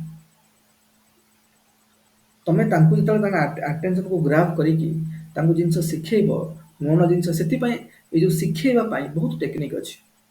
ମୁଁ ଯେମିତି କହିଲି ଯେ ଆ ପାଇଁ ଗୋଟେ ପ୍ରପର ପ୍ଲାନିଂ ଦରକାର, ଯେ କେମିତି ହବ ସେଇଟା ହଉଛି ପ୍ରୋଗ୍ରାମ ପ୍ଲାନିଂ। ତାର ଇମ୍ପ୍ଲିମେଣ୍ଟେସନ କେମିତି କରିବ, ତେଣୁ ପ୍ରୋଗ୍ରାମ ପ୍ଲାନିଂ ଆଉ ଇମ୍ପ୍ଲିମେଣ୍ଟେସନ ଏଇଟା ଆମେ ଚାପ୍ଟର 3ରେ ପଢିବା। କିନ୍ତୁ ତମେ ଖାଲି କଣ ଯୋଉ ପ୍ରୋଗ୍ରାମ ପ୍ଲାନିଂ ହବ, ତାପରେ ଆମର କାମ ହଉଛି ଯେତେବେଳେ ତାର ଆଟେନସନ ଆସିଲା ଗୋଟେ ଜିନିଷ ସେମାନେ ଦେଖିଲେ, ଆଉ ତାର ଇଣ୍ଟରେଷ୍ଟ ପଏଣ୍ଟ ଟ୍ରିଗର ହବ ଦେଖିକି। ଆଉ ଇଣ୍ଟରେଷ୍ଟ ପଏଣ୍ଟ ଟ୍ରିଗର ହବ, ଏଇ ଯୋଉ ଗ୍ୟାପଟା ରହୁଛି ସେଇ ଗ୍ୟାପକୁ ମିନିମାଇଜ କରିବ କି ଏକ୍ସଟେନସନ ଏଜୁକେସନ। ତେଣୁ ଏଇ ଗ୍ୟାପକୁ ମିନିମାଇଜ କରିବା ପାଇଁ ଆମକୁ ଡିଫରେଣ୍ଟ ଡିଫରେଣ୍ଟ ଟିଚିଂ ମେଥଡ୍ସ ଅଛି। ଯେମିତି ଆମେ ପଢିବା କଣ ନା, ଏଇଟା ପଢିବା ଚାପ୍ଟର ନମ୍ବର 6ରେ। ଡିଫରେଣ୍ଟ ଡିଫରେଣ୍ଟ ଟିଚିଂ ମେଥଡ୍ ସବୁ ଅଛି। ଟିଚିଂ ମେଥଡ୍ସ କଣ ସବୁ? କାରଣ ତମେ ତ ଶିଖେଇଲେ ଜଣଙ୍କର ହଠାତ୍ ତମେ ଗୋଟେ ଜିନିଷ ଲାଗି ଲୋକକୁ ଦେଖେଇଦେଲେ ତାର ଇଣ୍ଟରେଷ୍ଟ ପଏଣ୍ଟ ଥୋଡି ଟ୍ରିଗର ହେଇଯିବ, ଥୋଡି ଟ୍ରିଗର ହେଇଯିବ। ଇଣ୍ଟରେଷ୍ଟ ପଏଣ୍ଟ ଟ୍ରିଗର ହେବା ପାଇଁ ହେଲେ ବିଭିନ୍ନ ମେଥଡ ସବୁ ଅଛି। ଆଉ ମେଥଡ୍ସ କଣ? ବିଭିନ୍ନ ଟାଇପର ମେଥଡ୍ସ ଅଛି। ଆମକୁ ଇଣ୍ଡିଭିଜୁଆଲ କଣ୍ଟାକ୍ଟ ମେଥଡ ଅଛି, ମାସ୍ କଣ୍ଟାକ୍ଟ ମେଥଡ ଅଛି, ଗ୍ରୁପ କଣ୍ଟାକ୍ଟ ମେଥଡ ଅଛି, ବିଭିନ୍ନ ପ୍ରକାର ରିଟିନ୍ ମେଥଡ ଅଛି, ଓରାଲ ମେଥଡ୍ସ ଅଛି, ବିଭିନ୍ନ ପ୍ରକାର ଇଲେକ୍ଟ୍ରୋନିକ୍ସ ମିଡିଆ ଅଛି ଆମର, ଯେମିତି ଟେଲିଭିଜନ ହେଲା, ରେଡିଓ ହେଲା, ସୋସିଆଲ ମିଡିଆ ହେଲା, ବିଭିନ୍ନ ପ୍ରକାର ମିଡିୟମ ଅଛି। ଇଲେକ୍ଟ୍ରୋନିକ୍ସ ମିଡିଆ, ପ୍ରିଣ୍ଟ ମିଡିଆ ସବୁ ଆମର ଅଛି। କିନ୍ତୁ କଥା ହେଲା ଏତେ ଯୋଉ ଟିଚିଂ ମେଥଡ ସବୁ ଅଛି, ଏଇ ଟିଚିଂ ମେଥଡ୍ସ ଗୁଡା କଣ କେମିତି ମାନେ ତା ମାନେ କୋଉ ଟିଚିଂ ମେଥଡଟା କାହା ପାଇଁ ଆମେ କେମିତି ୟୁଜ କରିବା, ଏଇଟା ଡିପେଣ୍ଡ କରେ ଆମର ଯୋଉ ଅଡିଏନ୍ସର ବା ଯୋଉମାନେ ଅଡିଏନ୍ସ ଯୋଉମାନଙ୍କୁ ଆମେ ଟିଚିଂ କରିବା ସେମାନଙ୍କର ପ୍ରୋଫାଇଲ ଉପରେ ଡିପେଣ୍ଡ କରେ। ସେମାନଙ୍କର ଏଜୁକେସନ ପ୍ରୋଫାଇଲ କୋଉ ଭଳିଆ, ସେମାନଙ୍କର ସୋସିଆଲ ପ୍ରୋଫାଇଲ କୋଉ ଭଳିଆ। ମନେକର କିଛିଟା ଅନଏଜୁକେଟେଡ ଲୋକ ଅଛନ୍ତି, ଯୋଉମାନେ କମ୍ପ୍ଲିଟଲି ଇଲିଟରେଟ, କିଛି ଜାଣିନାହାନ୍ତି। ତମେ ତାଙ୍କୁ ଥୋଡି କହିବନି ନ୍ୟୁଜ ପେପର ପଢ, ତାଙ୍କୁ ଥୋଡି କହିବନି କି ଟେଲିଭିଜନ ଦେଖ, ତମେ ନେଇକି ଇଏ ଶିଖ, କାରଣ ସେମାନେ ଜିନିଷକୁ ରିସିଭ କରିପାରିବେନି। କି ମନେକର ତମେ ତାଙ୍କୁ କହିବ ଯେ ପାମ୍ପଲେଟ ବନେଇକି ବିଭିନ୍ନ ବୁକଲେଟ ଛପେଇକି ତାଙ୍କୁ ନେଇକି ଦବ, ଦିଅ ପଢ, ସେ କେମିତି ପଢିବେ? ସେ ବୁଝିପାରିବେନି କିଛି। ତ କେମିତି ହବ? କୋଉ ମେଥଡ ଲାଗିବ ସେଠି? ସେଠିକି ଆମେ ଆଇଦର ଗ୍ରୁପ କଣ୍ଟାକ୍ଟ ମେଥଡ ରଖିବା, 4 5 10 15 ଜଣଙ୍କର ଗୋଟେ ଗ୍ରୁପ ବନେଇକି ତାଙ୍କୁ ଶିଖେଇ ପାରିବା। କିମ୍ବା ଇଣ୍ଡିଭିଜୁଆଲ କଣ୍ଟାକ୍ଟ ମେଥଡ ଆମେ ମାଧ୍ୟମରେ ପର୍ଟିକୁଲାର ଲୋକ ଘର ପାଖକୁ ଯାଇକି, ପର୍ଟିକୁଲାର ତା ଫାର୍ମକୁ ଯାଇକି ତାକୁ ସେଇଠି ଶିଖେଇବା। That is individual contact method. କାରଣ ଏନି ହାଉ ହଉଛି ଆମକୁ ତାର ଇଣ୍ଟରେଷ୍ଟ ପଏଣ୍ଟକୁ ଟ୍ରିଗର କରିବାର ଅଛି। ସେ ଲୋକର ପର୍ଟିକୁଲାର ଲୋକର ଇଣ୍ଟରେଷ୍ଟ ପଏଣ୍ଟକୁ ଟ୍ରିଗର କରିବାର ଅଛି। କାରଣ once that interest point is got trigger, then automatically desire will develop. That will lead to conviction. That will lead to positive action. That will lead to satisfaction. Satisfaction means ଆମେ ଯୋଉଟା ଚାହୁଁଥିଲେ ସେଇଟା ମିଳିଗଲା। We are getting satisfied now. ଆମେ ଚାହୁଁଥିଲେ ଯେ ଲୋକର ଏଇ ଯୋଉ ଜ୍ଞାନ ପଦ୍ଧତିକୁ ଲୋକମାନେ ୟୁଜ କରନ୍ତୁ, ବା ଏଇ ଟେକ୍ନିକକୁ ଲୋକମାନେ ୟୁଜ କରନ୍ତୁ, ୟୁଜ କଲେ ତାର ପଜିଟିଭ ଆଉଟକମ୍ ଆସିଲା, ତ ଆମେ ସାଟିସ୍ଫାଏ ହେଇଗଲା। ଆମ ଯୋଉ ଉଦ୍ଦେଶ୍ୟ ରଖିକି ଆମେ ଆସିଥିଲେ, ଆମର ଉଦ୍ଦେଶ୍ୟ ଗଟ୍ ସାଟିସ୍ଫାଏଡ, ତ ଆମକୁ ସାଟିସ୍ଫାକ୍ସନ ମିଳିଲା। କିନ୍ତୁ ଲୋକଙ୍କର ଏଇ ଯୋଉ ଟ୍ରିଗର ପଏଣ୍ଟକୁ ଚେଞ୍ଜ ବା ଟ୍ରିଗର ପଏଣ୍ଟକୁ ଆମେ ଲିଫ୍ଟ କରିବା, ବା ଟ୍ରିଗର ପଏଣ୍ଟକୁ ଆମେ କଣ କରିବା, ତାକୁ ଆକ୍ଟିଭେଟ୍ କରିବା ପାଇଁ ହେଲେ ଏଇ ଯୋଉ ବିଭିନ୍ନ ମେଥଡ ସବୁ ୟୁଜ କରିବା। ଲୋକଙ୍କର ଇଣ୍ଟରେଷ୍ଟ କେମିତି ଆସିବ? ଖାଲି ତ ଯାଇକି ମନେକର କିଛି ଲୋକ ଅନଏଜୁକେଟେଡ ଲୋକ, ତମେ ଯାକୁ ଦେଖେଇଦେଲ, ସେ କିଛି ବୁଝିପାରିଲେନି, ତମେ ପାଖ ପାଖ କଣ ଗୋଟେ ଗାଇଗଲ ପଳେଇ ଆସିଲ, କଣ ଲାଭ ହେଲା? କିଛି ଲାଭ ହେଲା? ଆମେ ଯିବା ଗୋଟେ ସେମିନାର ଭଳିଆ ଗୋଟେ ଆଟେଣ୍ଡ କରିଦବା, ଏଇଟା କର ସେଇଟା କର, ଏମିତି ହବ ସେମିତି ହବ, ଲୋକ କେହି କିଛି ସବୁ ଶୁଣିନାହାନ୍ତି। ଅଧା ଲୋକ କିଛି ବୁଝିପାରିଲେନି କଣ ହବ କଣ ନାହିଁ। ଅଧା ଲୋକ କିଛି ବୁଝିପାରିଲେନି କଣ ହବ କଣ ନାହିଁ, ତ କଣ କରିବ ତମେ? କିଛି ଲାଭ ହେଲାନି ତା ମାନେ। ତେଣୁ ଲୋକମାନଙ୍କର କାଫି ଏଜୁକେଟେଡ ଲୋକ, କିଛି ଲୋକ ଅଛନ୍ତି ଯୋଉମାନେ ଏଜୁକେଟେଡ, ମାନେ ସେମି ଏଜୁକେଟେଡ ହଉ ବା ଏଜୁକେଟେଡ ଜାଣିଛନ୍ତି କିଛି, ସେମାନେ ଯେହେତୁ ଜାଣିଛନ୍ତି, ମାନେ ଏଜୁକେସନ ଷ୍ଟ୍ରଙ୍ଗ ଅଛି ସେମାନଙ୍କର, ଆମେ ସେମାନଙ୍କୁ ନେଇକି ପାମ୍ପଲେଟ ମାଧ୍ୟମରେ ଦେଖେଇ ପାରିବା। कि किसी गोटे बुकलेट बनेଇକି ତା ଭିତରେ ଉପकारिତା ଆଡଭାଣ୍ଟେଜେସ୍ ଡିସଆଡଭାଣ୍ଟେଜେସ୍ କଣ କଣ ଅଛି ତାକୁ ଲେଖିକି କାରଣ ସେମାନେ ପଢିପାରିବେ ଜାଣିପାରିବେ କିମ୍ବା ତମେ ଦେଖିବ ବିଭିନ୍ନ ସୋସିଆଲ ମିଡିଆରେ ମନେକର ଯେମିତି ଗୋଟେ ଏକ୍ସାମ୍ପଲ ମୁଁ କହିବି ଯେମିତି ସାର୍କ ଟ୍ୟାଙ୍କ ଇଣ୍ଡିଆରେ ସେମାନେ ଗୋଟେ କଣ ଗୋଟେ ଯୋଉ ଶୋ ଷ୍ଟାର୍ଟ କଲେ which was completely based on what completely based on entrepreneurship ତ ଆମର ଯେହେତୁ ଇଣ୍ଡିଆରେ ବର୍ତ୍ତମାନ 2020 ରୁ 2030 ଟା ହଉଛି ଏଣ୍ଟରପ୍ରିନରସିପ ର ଡେକାଡ ହେଲା ତେଣୁ କାଫି ଲୋକ ବର୍ତ୍ତମାନ ନୂଆ ନୂଆ ୟଙ୍ଗ ୟୁଥ ମାନେ ବର୍ତ୍ତମାନ ଏଣ୍ଟରପ୍ରିନରସିପ ଷ୍ଟାର୍ଟଅପ୍ କରିବା ଏଇ ସବୁ ଜିନିଷକୁ ଆସୁଛନ୍ତି ଆମେ ଏଇ ଜିନିଷ ଦେଖୁଛନ୍ତି ଆମକୁ କେହି କହିନାହାନ୍ତି କାରଣ वी आर एजुकेटेड ଆମକୁ ତମର ବେସିକ ଏଜୁକେସନ ଅଛି ତମେ ଜାଣିଛ କିଛି ତମକୁ ଏଇ ଜିନିଷ ତମ ମନ ଯଦି ଦେଖିଲ ତମର ଇଣ୍ଟରେଷ୍ଟ ପଏଣ୍ଟ ଟ୍ରିଗର ହେଲା ଏମାନେ ଏମିତି କରିପାରୁଛନ୍ତି ଆମେ କାହିଁ କରିବାନି ଏମାନେ ଏମିତି କରିପାରିଛି ଏ କରିପାରିଛି ଆମେ ବିଭିନ୍ନ ଏକ୍ସାମ୍ପଲ ଦେଖିଲେ ବିଭିନ୍ନ ଲୋକ ସକ୍ସେସଫୁଲ ହେଇଛନ୍ତି ତାଙ୍କର ଷ୍ଟ୍ରଗଲ କାହାଣୀ ସେମାନେ ଶୁଣାଉଛନ୍ତି ତ ଏମିତି ଆମେ କରିଥିଲୁ ସେମିତି କରିଥିଲୁ ତ ଏତେ ପ୍ରୋବ୍ଲେମ ପରେ ଆମେ ସକ୍ସେସ ହେଲା ତ ସେଇ ଜିନିଷ ଆମର ଟ୍ରିଗର ପଏଣ୍ଟ କୋଉଟା ଇଣ୍ଟରେଷ୍ଟକୁ ଆମେ ଟ୍ରିଗର କରୁଛି ଆଚ୍ଛା ଏମାନେ ବି ଏମିତି କରିଗଲେ ଆମେ କାହିଁ କରିପାରିବାନି ତ ଇଣ୍ଟରେଷ୍ଟ ମାନେ ଟ୍ରିଗର କଲା ତା ମାନେ କଣ ଡେଜା ଜନ୍ମ ହେଲା ଡେଜା ଜନ୍ମ ହେଲା କନଭିକ୍ସନ ଆସିଲା କନଭିକ୍ସନ ମାନେ ପଜିଟିଭ ଆକ୍ସନକୁ ଟ୍ରାନ୍ସଲେଟ ହବ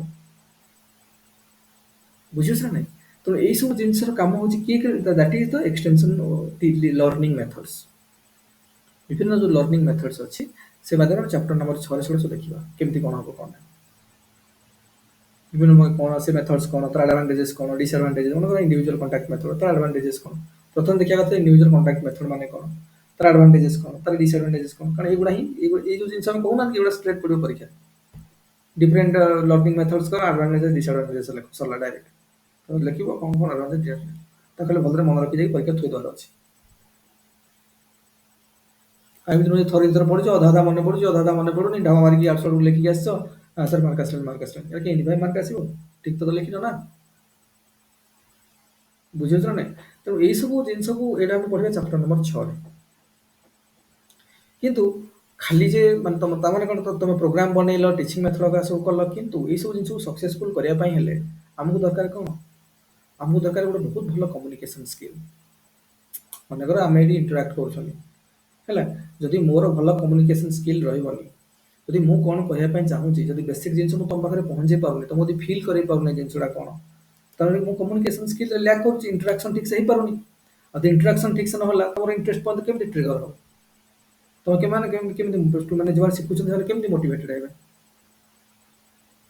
ବୁଝିଉଛ ନା କାରଣ ଜିନିଷ ଏଇ ଜିନିଷ ସବୁଠି ଲେଖା ହେଇଛି ତମେ କୌଣସି ଇଣ୍ଟରନେଟରେ ଯାଅ କୋଉଠି ବି ଜିନିଷ ଲେଖା ହେଇଥିବ କିନ୍ତୁ ସେଇ ଜିନିଷ ଗୋଟେ ଟିଚର ଯିଏ ଯେ କହୁଛି ସେଇ ଜିନିଷର କାରଣ ତାର ଗୋଟେ ବହୁତ ଭଲ କମ୍ୟୁନିକେସନର ସ୍କିଲ୍ ଥିବା ଦରକାର ମାନେ ଷ୍ଟାଣ୍ଡାର୍ଡ କମ୍ୟୁନିକେସନ ବହୁତ ଭଲ ନୁହଁ ତା ମାନେ ନୁହଁ ଯେ ଗୋଟେ ଷ୍ଟାଣ୍ଡାର୍ଡ କମ୍ୟୁନିକେସନ ସ୍କିଲ୍ ଥିବା ଦରକାର କାରଣ କାରଣ କମ୍ୟୁନିକେସନ ହାପନ ହବ ନା ଇଣ୍ଟରାକ୍ସନ ମାଧ୍ୟମରେ ତମ ଜିନିଷ ଭଲସେ ଶିଖେଇ ପାରୁନ ତାଙ୍କୁ ତାଙ୍କର ଟ୍ରିଗର ପଏଣ୍ଟକୁ ଆକ୍ଟିଭେଟ୍ କରିପାରୁନ ତାଙ୍କୁ ମୋଟିଭେଟ୍ କରିପାରୁନ ତ କେମିତି ହବ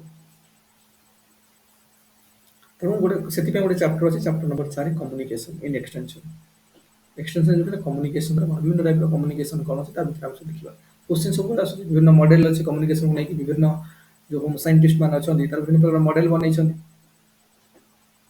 किंतु कथा है सेगुड़ा भी चैप्टर नंबर 4 रे पढ़ा तापर है चैप्टर नंबर 6 विभिन्न मेथड जमी कहली अच्छा कथा है जो इंडिविजुअल मनकर आसूची तार इंटरेस्ट ट्रिगर हो माने कौन आ गोटे कथा मुझे कहबी तुम तुम विभिन्न टीचिंग मेथड्स यूज करके अप्रोप्रिएट टीचिंग मेथड्स यूज करके तार अटेंशन को ड्रैग कला तुम कौन कर इंटरेस्ट पॉइंट को ट्रिगर कर लोकटार बा जेकोसी इंडिविजुअल इंटरेस्ट पॉइंट को ट्रिगर कर माने कौन तार नजरिया रे चेंज हवा दरकार पर्सपेक्टिव रे चेंज हवा दरकार लाइफ रे तार जो अप्रोच थिला सेरे बर्तमान चेंज हवा दरकार दुनिया को देखिबार पर्सपेक्टिव चेंज हवा दरकार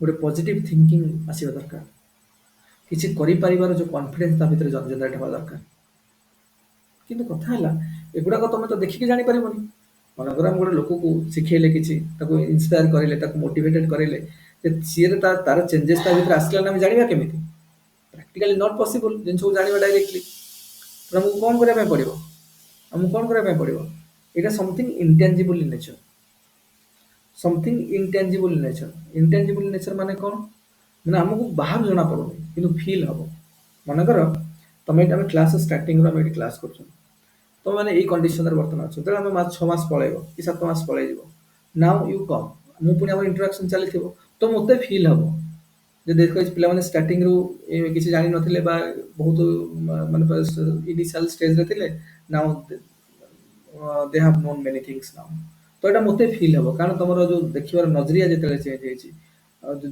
ଦୁନିଆକୁ ପରସିଭ୍ କରିବାର ଦ ୱେ ଅଫ୍ ଆପ୍ରୋଚ୍ ଚେଞ୍ଜ ହେଇଛି ପର୍ସପେକ୍ଟିଭ ଚେଞ୍ଜ ହେଇଛି ଥିଙ୍କିଂ ଲେବୁଲ ଚେଞ୍ଜ ହେଇଛି ତ ଏଗୁଡ଼ା ମୋତେ ଫିଲ୍ ହେବ ଇଣ୍ଟେଞ୍ଜିବୁଲ ଜିନିଷ ଗୁଡ଼ା କଲେ ମୋତେ ଫିଲ୍ ହେବ ତ ଇଣ୍ଟରାକ୍ସନ୍ କଲା ପରେ ମୁଁ ନିଜେ ଫିଲ୍ କରିପାରିବି ଆଚ୍ଛା ଠିକ୍ ଠିକ୍ ଡିରେକ୍ସନରେ ଚାଲିଛି ତା ମାନେ ଇଣ୍ଟରେଷ୍ଟ ପଏଣ୍ଟ କେମିତି ଟ୍ରିଗର ହେବ ଯେତେବେଳେ ତମର ଆଟିଚ୍ୟୁଡ୍ ଚେଞ୍ଜ ହେବ ବହୁତ ଦେଖିବ ଗାଁକୁ ତମେ ଯିବ ରୁରାଲ ଏରିଆକୁ ଯିବ ଲୋକମାନଙ୍କୁ କିଛି କହିବ ଲୋକ ବୁଝିବେନି ତମକୁ ଥଟ୍ଟା କରିବେ ଥଟ୍ଟାରେ ଉଡ଼େଇବେ କ'ଣ ପାଇଁ because they are ignorant they do know nothing ଦୁନିଆ ଏତେ ବାଟରେ ପହଞ୍ଚିଗଲାଣି ଏତେ ଜିନିଷ ହେଇଗଲାଣି ଜାଣିନାହାନ୍ତି ଯେ ପକ୍ଷୀ ଗୁଡ଼େ ଯେତେ ଦୂର ସେ ଜାଣେ ତହିଁର ବ୍ୟବହାର ତେଣୁ ଯିଏ ଯେତେ ଡେପ୍ଥକୁ ଯିବ ଯିଏ ଯେତେ ଆଗକୁ ଯିବ ସେତେ ଜିନିଷ ଜାଣିବ ଆମେ ମନେକର ସ୍କୁଲରେ ଥିଲେ ଯେତିକି ଜିନିଷ ଜାଣିଥିଲେ ସ୍କୁଲରୁ କଲେଜକୁ ଗଲେ ୟୁନିଭର୍ସିଟିକୁ ଗଲେ ଅଧିକ ଜିନିଷ ଜାଣିଲେ ଦେଶ ବା ରାଜ୍ୟ ବାହାରକୁ ଯାଇକି ଯଦି ପଢିବା ଆହୁରି ଅନ୍ୟ ଲୋକଙ୍କ ସହିତ ମିଶିବା ପୁଣି ଆହୁରି ଜିନିଷ ଜାଣିବା ବା ବାହାରକୁ ବିଦେଶକୁ ଯଦି ପଢିବାକୁ ଯିବା ବିଦେଶ ଯାଇ କୋଉଠି କାମ କଲେ ଆହୁରି ଅଲଗା ଅଲଗା ଲୋକଙ୍କ ଭେରାଇଟି ଲୋକଙ୍କ ସହିତ ମିଶିଲେ ଆମ ନଜର ଆହୁରି ଚେଞ୍ଜ ହେଲା ଜିନିଷକୁ ଆହୁରି ଆମେ ଅଲଗା ୱେରେ ଦେଖିଲେ ତେଣୁ ଆମେ ଯେତେ ଜିନିଷର ଏକ୍ସପିରିଏନ୍ସ ବଢିବ ଯେତେ ନିଜକୁ ଏଜୁକେଟ କରାଇବା ନିଜର ଏକ୍ସପିରିଏନ୍ସକୁ ବନେଇବା ସେତେ ଆମର ନଜରିଆ ଚେଞ୍ଜ ହେବ ତ ଯୋଉ ଲୋକମାନଙ୍କୁ ଆମେ ଏତେ ଏକ୍ସପୋଜର ଦେଲେ ତାଙ୍କୁ ଟେକ୍ନିକ ବିଷୟରେ ଶିଖେଇଲେ ଆମର କାମ ହେଲା ଯେ ତାଙ୍କୁ ଇଣ୍ଟରେଷ୍ଟ ପଏଣ୍ଟକୁ ଟ୍ରିଗର କରିବା ସେମାନେ ଇଣ୍ଟରେଷ୍ଟେଡ ହୁଅନ୍ତୁ ତା ମାନେ କହିବାର ଉଦ୍ଦେଶ୍ୟ ହେଲା ଆଉ ଇଣ୍ଟରେଷ୍ଟେଡ ଲୋକ କେତେବେଳେ ହେବ ଯେତେବେଳେ ତାର ଆଟିଚ୍ୟୁଡକୁ ସେ ଚେଞ୍ଜ କରିବ ଆଉ ଲାଗିବ ଯେ ନାଇଁ ନାଇଁ ଭଲ ଜିନିଷ କୁହାହଉଛି ତ ମୁଁ ଶିଖିବା ଦରକାର ମୁଁ ଜାଣିବା ଦରକାର ଆଟେଣ୍ଟିଭଲି ଶୁଣିବା ଦରକାର କ'ଣ କୁହାହଉଛି ଆଟେଣ୍ଟିଭଲି ଜିନିଷକୁ ପରସିଭ୍ କରିବା ଦରକାର ତ ତାହେଲେ ତାର କାରଣ ବର୍ତ୍ତମାନ ଆଟିଚ୍ୟୁଡ ଚେଞ୍ଜ ହେଇଗଲାଣି ସେ ଆଗରୁ ଯେମିତି ଭାବୁଥିଲା ବର୍ତ୍ତମାନ ସେମିତି ଭାବୁନି ଆଉ ଯେତେବେଳେ ଆଟିଚ୍ୟୁଡ ଚେଞ୍ଜ ହେବ କାରଣ ସବୁବେଳେ ମନେ ରଖ ଗୋଟେ ବହି ଅଛି rich dad and poor dad ଯୋଉଥିରେ କୁହାହେଇଛି ଯେ ଆଜିର ତମର ଯୋଉ ପୋଜିସନ ତମେ ଅଛ it is because of the thought process that you had in the previous years ବା in the past the years ତମର ବିଗତ ବର୍ଷ ମାନଙ୍କରେ ତମର ଯୋଉ ଭଳିଆ ଥଟ୍ ପ୍ରୋସେସ ଥିଲା ତମ ଥଟ୍ ଲେବୁଲ ଯୋଉ ଭଳିଆ ଥିଲା ତାର ଫଳସ୍ୱରୂପ ତାର ରେଜଲ୍ଟ ହଉଛି ତମର ବର୍ତ୍ତମାନର ପୋଜିସନ ଆଉ ତମ ବର୍ତ୍ତମାନ ଯେମିତି ତମର ମାଇଣ୍ଡ ସେଟ୍ ଅଛି ଯୋଉ ଭଳିଆ ତମେ ଥିଙ୍କିଂ କରୁଛ ତମର ଥଟ୍ ପ୍ରୋସେସ ଯୋଉ ଭଳିଆ ଅଛି that will determine your future position କିଛି ନାହିଁ ଖାଲି ଥଟ୍ ପ୍ରୋସେସର ଆଟିଚ୍ୟୁଡର ୱେ ଅଫ୍ ଥିଙ୍କିଂର କାମ ଆଉ କିଛି ନାହିଁ କାଲି ଯଦି ତମ ମନ ଭିତରେ ଆସିଥାନ୍ତା ନା ଗୋଟେ ହବନି ୟୁପିଏସସି ହବନି ତମେ ଥୋଡ଼ି ପ୍ରିପେୟାର କରିଥାନ୍ତ ତ ନା ତମ କାରଣ ଯେହେତୁ ତମେ ପ୍ରିପାରେସନ ପ୍ରୋସେସରେ ଅଛ ଫ୍ୟୁଚରରେ ତମେ ଅଫିସର ବନିଲ ଯାଇକି କାରଣ ଫ୍ୟୁଚର ଯୋଉ ପୋଜିସନଟା ତମର ତମ ହବାକୁ ଯାଉଛି ଏଇଟା ଡିପେଣ୍ଡ କରୁଛି ଆଜି ଦିନର ଥଟ୍ ପ୍ରୋସେସର ଆକ୍ଟିଭିଟିଜ କାରଣ ମନକୁ ଥଟ୍ସ ଆସିଲେ ଏଇଟା ତ ଟ୍ରାନ୍ସଫର ହବ ଇଣ୍ଟରେଷ୍ଟକୁ କନଭର୍ଟ ହବ ଇଣ୍ଟରେଷ୍ଟ କନଭିକ୍ସନ କନଭିକ୍ସନରୁ ତାପରେ ଆକ୍ସନକୁ ଟ୍ରାନ୍ସଲେଟ୍ ହବ ଥଟ୍ସ ହିଁ ନାହିଁ କୌଣସି ଡ୍ରିମ୍ ନାହିଁ ମନରେ କୌଣସି ଅଭିଳାଷ ଡେଜାୟାର ହିଁ କ୍ରିଏଟ୍ ହଉନି କାରଣ ମନରେ କିଛି ବି ଥଟ୍ ପ୍ରୋସେସ ନାହିଁ ଏଇ ଯୋଉ ଥଟ୍ ପ୍ରୋସେସଟା ବର୍ତ୍ତମାନ ଚାଲିଛି ଏଇ ଜିନିଷଟା ଯଦି ତମେ ଗୋଟେ ନେଗେଟିଭ ଡିରେକ୍ସନରେ ପଳେଇବ ଆମର ପୋଜିସନ ବି ସେଇଭଳିଆ ଖରାପ ହେଇଯିବ ଫ୍ୟୁଚରକୁ ଯାଇକି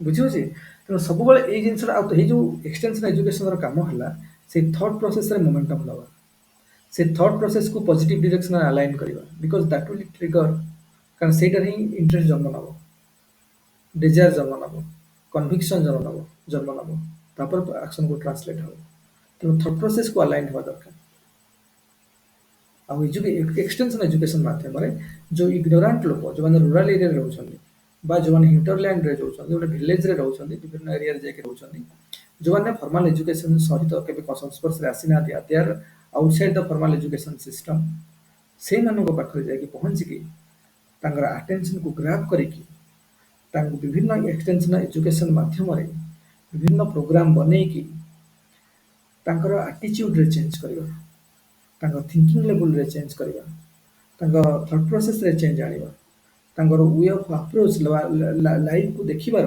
ଜୀବନକୁ ଦେଖିବାର ଦୃଷ୍ଟିକୋଣରେ ଚେଞ୍ଜ ଆଣିବା ପର୍ସପେକ୍ଟିଭରେ ଚେଞ୍ଜ ଆଣିବା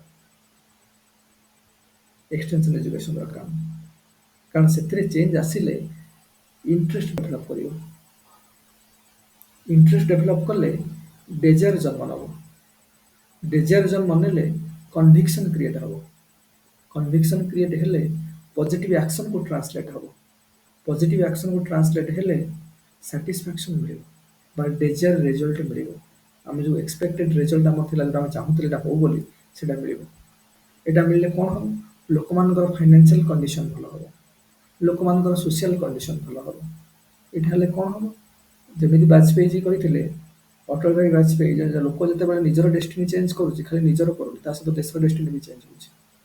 ତା ମାନେ ଗୋଟେ ଲୋକ ଯେତେବେଳେ ନିଜକୁ ଫାଇନାନ୍ସିଆଲି ଷ୍ଟ୍ରଙ୍ଗ ବନେଇଲା ନିଜକୁ ଯେତେବେଳେ ସୋସିଆଲି ଷ୍ଟ୍ରଙ୍ଗ ବନେଇଲା ତା ସହିତ ତା ଫ୍ୟାମିଲିର ବି ଷ୍ଟ୍ରଙ୍ଗ ବନେଇଲା ତା ଫ୍ୟାମିଲି ସହିତ କମ୍ୟୁନିଟି ବି ଫାଇନାନ୍ସିଆଲ କଣ୍ଡିସନ ବି ଭଲ ହେଲା ସୋସିଆଲ ଷ୍ଟାଟସ ଭଲ ହେଲା କମ୍ୟୁନିଟିର କାଲି ତମ ଗାଁରୁ ତମେ ମନେକର ଅଫିସର ବନିଲ ଲୋକ ଭାବେ ଆମ ଗାଁରୁ ଜଣେ ବନିଛି ତମ ଦେଖା ଦେଖି କାଫି ପିଲା ଇନ୍ସପାୟାର ହେବେ ତମ ଏରିଆର ଇଏ ଆଇଏଏସ୍ ଅଫିସର ବନିଗଲା କି ଓଏସ୍ ବନିଗଲା ତ ଲୋକ ସେଠି ଇନ୍ସପାୟାର ହେବେ ଦେଖିକି ସେମାନେ ପ୍ରିପାରେସନ୍ ଷ୍ଟାର୍ଟ କରିଦେବେ ତାଙ୍କ ମନ ଭିତରେ ଗୋଟେ ଡିଜାୟାର ଜନ୍ମ ନେଇଯିବ ଇଣ୍ଟରେଷ୍ଟ ଜନ୍ମ ନେଇଯିବ ତ ଗୋଟେ ପଜିଟିଭ ଭାଇବ୍ କ୍ରିଏଟ୍ ହେଇଗଲା ଲୋକାଲିଟିରେ ତେଣୁ ତମ ଦେଖା ଦେଖି ତମେ ତ ଅଫିସର ହେଇଗଲ ତମ ଦେଖା ଦେଖି ଆହୁରି ବହୁତ ଲୋକ ଅଫିସର ହେଇଗଲେ ତ ତମର ଯେତେବେଳେ ଫାଇନାନ୍ସିଆଲ କଣ୍ଡିସନ୍ସ ଭଲ ହେଲା ସୋସିଆଲ କଣ୍ଡିସନ ବି ତମର ତ ଫାଇନାନ୍ସିଆଲ ଷ୍ଟାଟସ୍ ପଳେଇ ଆସିଲା ପଇସା ଆସିଲା ସୋସିଆଲ କଣ୍ଡିସନ ବି ଭଲ ହେଲା ସୋସିଆଲ କଣ୍ଡିସନ ଭଲ ହେଇଗଲା ମାନେ ମାନେ କମ୍ୟୁନିଟିର ବି ସୋସିଆଲ କଣ୍ଡିସନ ଭଲ ହେଲା ଆଉ କମ୍ୟୁନିଟିର ସୋସିଆଲ କଣ୍ଡିସନ ଭଲ ହେଲା ମାନେ ରାଜ୍ୟର ବି ସୋସିଆଲ କଣ୍ଡିସନ ଭଲ ହେଲା ରାଜ୍ୟର ସୋସିଆଲ କଣ୍ଡିସନ ଭଲ ହେଲା ମାନେ ନ୍ୟାସନାଲ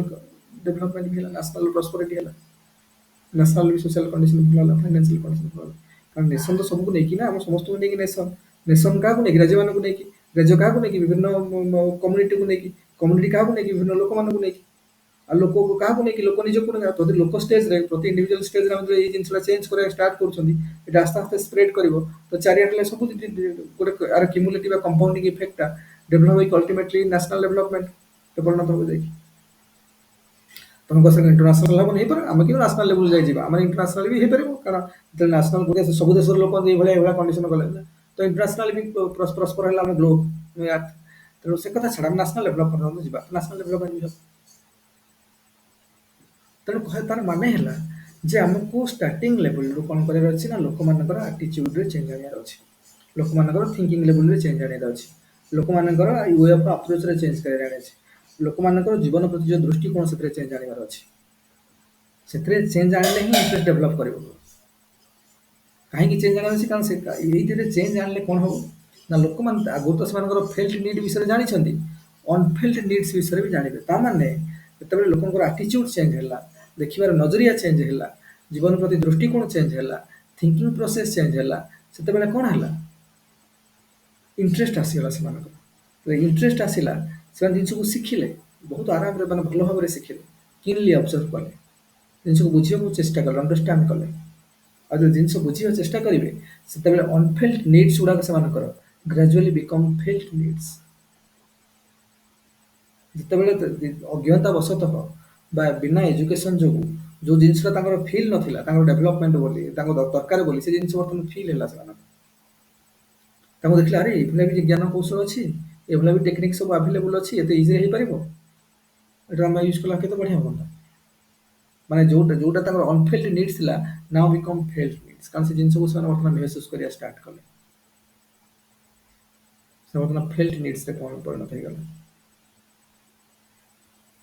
ତା ମାନେ ଯେତେବେଳେ ତାଙ୍କ ଏରିଆର ପ୍ରୋବ୍ଲେମ୍ ବିଷୟରେ ଫେଲ୍ଟ ନିଡ୍ସ ଆଉ ଅନଫେଲ୍ଟ ନିଡ୍ସ ବିଷୟରେ ସେମାନେ ଜାଣିଲେ କାରଣ ତାଙ୍କ ଜ୍ଞାନ ଆସିଗଲା ଯେତେବେଳେ ତ ସେଇ ଅନୁସାରେ ବର୍ତ୍ତମାନ ସେମାନେ କ'ଣ କରିବେ ତାଙ୍କ ଭିତରେ ଇଣ୍ଟରେଷ୍ଟ ଆସିଲା ତ ଡେଜର ଆସିଲା କନଭିକ୍ସନ ହେବ ଆକ୍ସନକୁ ଟ୍ରାନ୍ସଲେଟ୍ ହେବ ତେଣୁ ଏତେ ସବୁ ଜିନିଷ ଡିସ୍କସନ୍ କରିବାର ମୁଖ୍ୟ ଉଦ୍ଦେଶ୍ୟ ହେଲା ଆମର ଯେ ଟୋଟାଲ ଏକ୍ସଟେନ୍ସନ ଏଜୁକେସନ ମାଧ୍ୟମରେ ଆମେ ଲୋକମାନଙ୍କର ଆଟିଚ୍ୟୁଡକୁ ଚେଞ୍ଜ କରିବା ଲୋକମାନଙ୍କର ୱେ ଅଫ୍ ଆପ୍ରୋଚ୍ ଥିଙ୍କିଂକୁ ଚେଞ୍ଜ କାରଣ ଥିଙ୍କିଂ ଚେଞ୍ଜ ହେଲେ ହିଁ ପ୍ରୋସେସ୍ ଷ୍ଟାର୍ଟ ହେବ ଆଉ ତୁମ ଯଦି ଥିଙ୍କିଂ ହିଁ ଚେଞ୍ଜ ହେଉନି ଆଉ ତୁମେ ଯଦି ପୁରା ସେ ରିଜିଡ୍ ହେଇକି ଅଛ ତୁମେ କେଉଁ ଜିନିଷରେ ବିଲିଭ୍ ହିଁ ନାହିଁ ତୁମକୁ ଲାଗୁଛି ଯେ ସେ କ'ଣଟା ଶିଖୁଛି କ'ଣଟା ହେବ କ'ଣ ଯାଇକି ଲାଭ ଅଛି ଖାଇକି ଟିକେ ଶୋଇଲେ ଲାଭ ଅଛି କ'ଣ ଯାଇକି ସେ ଫାଲତୁ ଶିଖୁଛି ଶିଖି କ'ଣ ହେବ ତୁମେ ଯଦି ନିଜର ଆଟିଚ୍ୟୁଡକୁ ଚେଞ୍ଜ କରିପାରୁନ ନିଜର ୱେ ଅଫ୍ ଯଦି ଗୋଟେ ଲୋକର ଚେଞ୍ଜ ହେଉନି ସେ ଶିଖିବ କେମିତି ଶିଖିପାରିବନି ନା ତୁମେମାନେ ବର୍ତ୍ତମାନ ଆମେ ଯେଉଁ କ୍ଲାସ୍ କରୁଛେ ଘଣ୍ଟେ ଦେଢ଼ ଘଣ୍ଟା ହେଲା ଆମେ ଶୁଣୁଛନ୍ତି କାହିଁକି କାରଣ ତୁମ ଆଟିଚ୍ୟୁଡରେ ଚେଞ୍ଜ ଅଛି ତୁମେ ଲାଗୁଛି ହଁ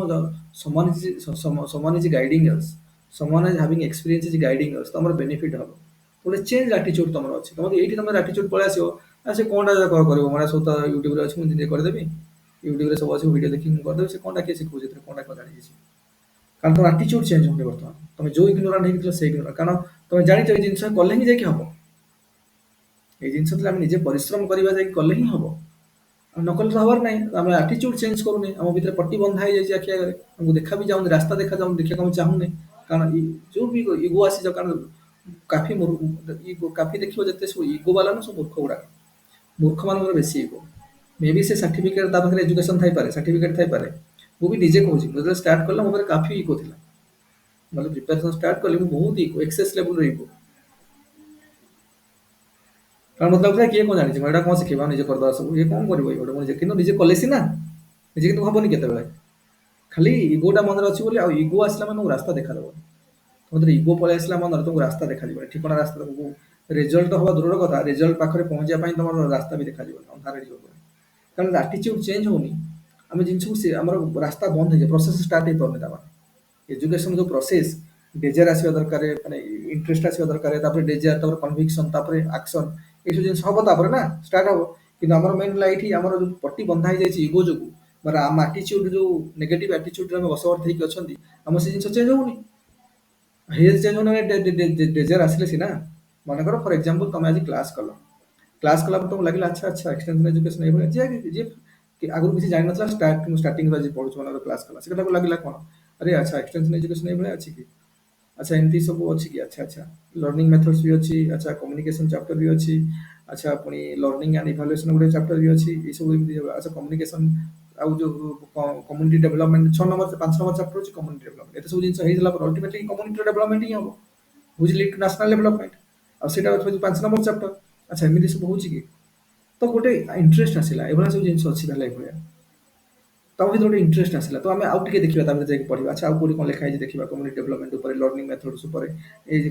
माने हम सिलेबस जाके देखिबा अच्छा सिलेबस में सब जिंस लिखा है कोन सब बही मन राम पाखरे कार अछि कि यूट्यूब गूगल रे सर्च करके देखिले तो गोटे इंटरेस्ट आसिला इंटरेस्ट आसिला माने कारण डिजायर जन्म होउची तापर हम क्या करिवार अछि एमती पढिवार अछि अच्छा अच्छा लोक माने जे पिला माने 260 मार्क रखुछन एतरे तो आमे काहे रखिबानी ई जिंस केते आसिला इंटरेक्शन पर आसिला नाम भीतर तुम एटीट्यूड चेंज ହେଇଛି ବୋଲି ଆଉ ଯଦି एटीट्यूड चेंज होउनी ଯଦି एटीट्यूड चेंज हबो अप्रोच चेंज हबो मोटिवेशन आसीबो मनरे मोटिवेशन आसले तुम इंटरेस्ट आसीबो इंटरेस्ट आसले तुम डेजर आसीबो बुझुछ ना नाही तो मोटिवेशन आसी गला जे हमकु भी करि हबो तो सेम थिंग रूरल एरिया रे तो हम तो सेमान हमर भले लोक ना नाही सेमानर काम होला टिके पाठ पढि टिके टिके जानि से किछि जानि ना तो ता पाखे जले पहुंचेलो तो सेमान जानि गले सब अच्छा एमती सब अछि हमकु भी सिखिबार अछि हमकु भी जानिबार अछि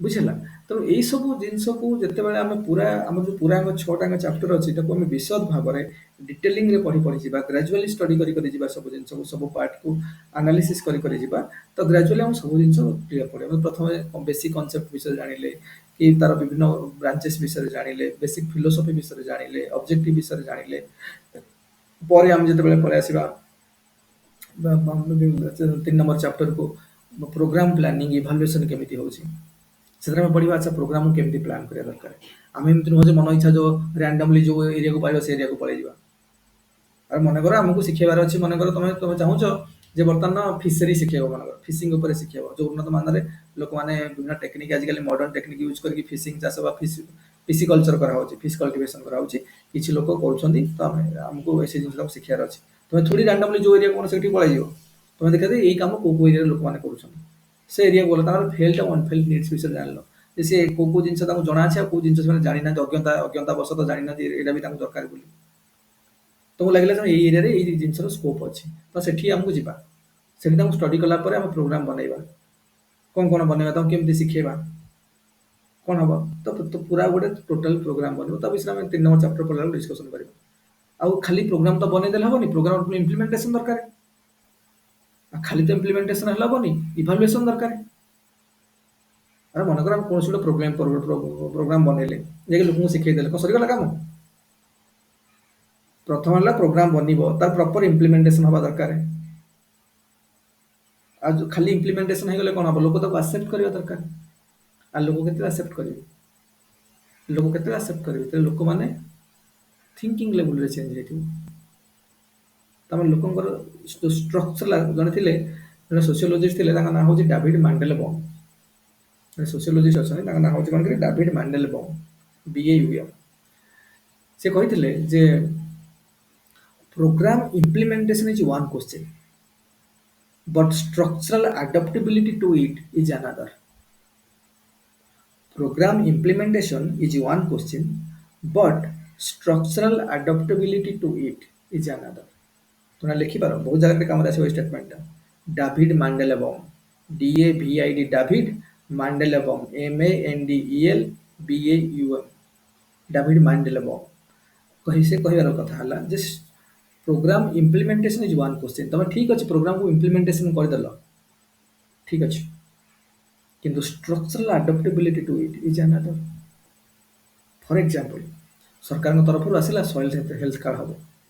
ଦେଖ ମୁଁ ଯେଉଁ ଡିସ୍କସନ୍ ବେଳେ କାଫି କରେଣ୍ଟ ଆଫେୟାର୍ର ବା କରେଣ୍ଟ ଇସ୍ୟୁଜ୍ର ଗଭର୍ଣ୍ଣମେଣ୍ଟ ସ୍କିମ୍ର ସବୁ ଏକ୍ଜାମ୍ପଲ୍ ଦେବୁ, ଆମେ ଡିସ୍କସନ୍ କରୁଛୁ, ଏଗୁଡ଼ାକ ଦରକାର ସବୁ ଲେଖିଲା ବେଳେ ତ ମେନସନ୍ କରିବ।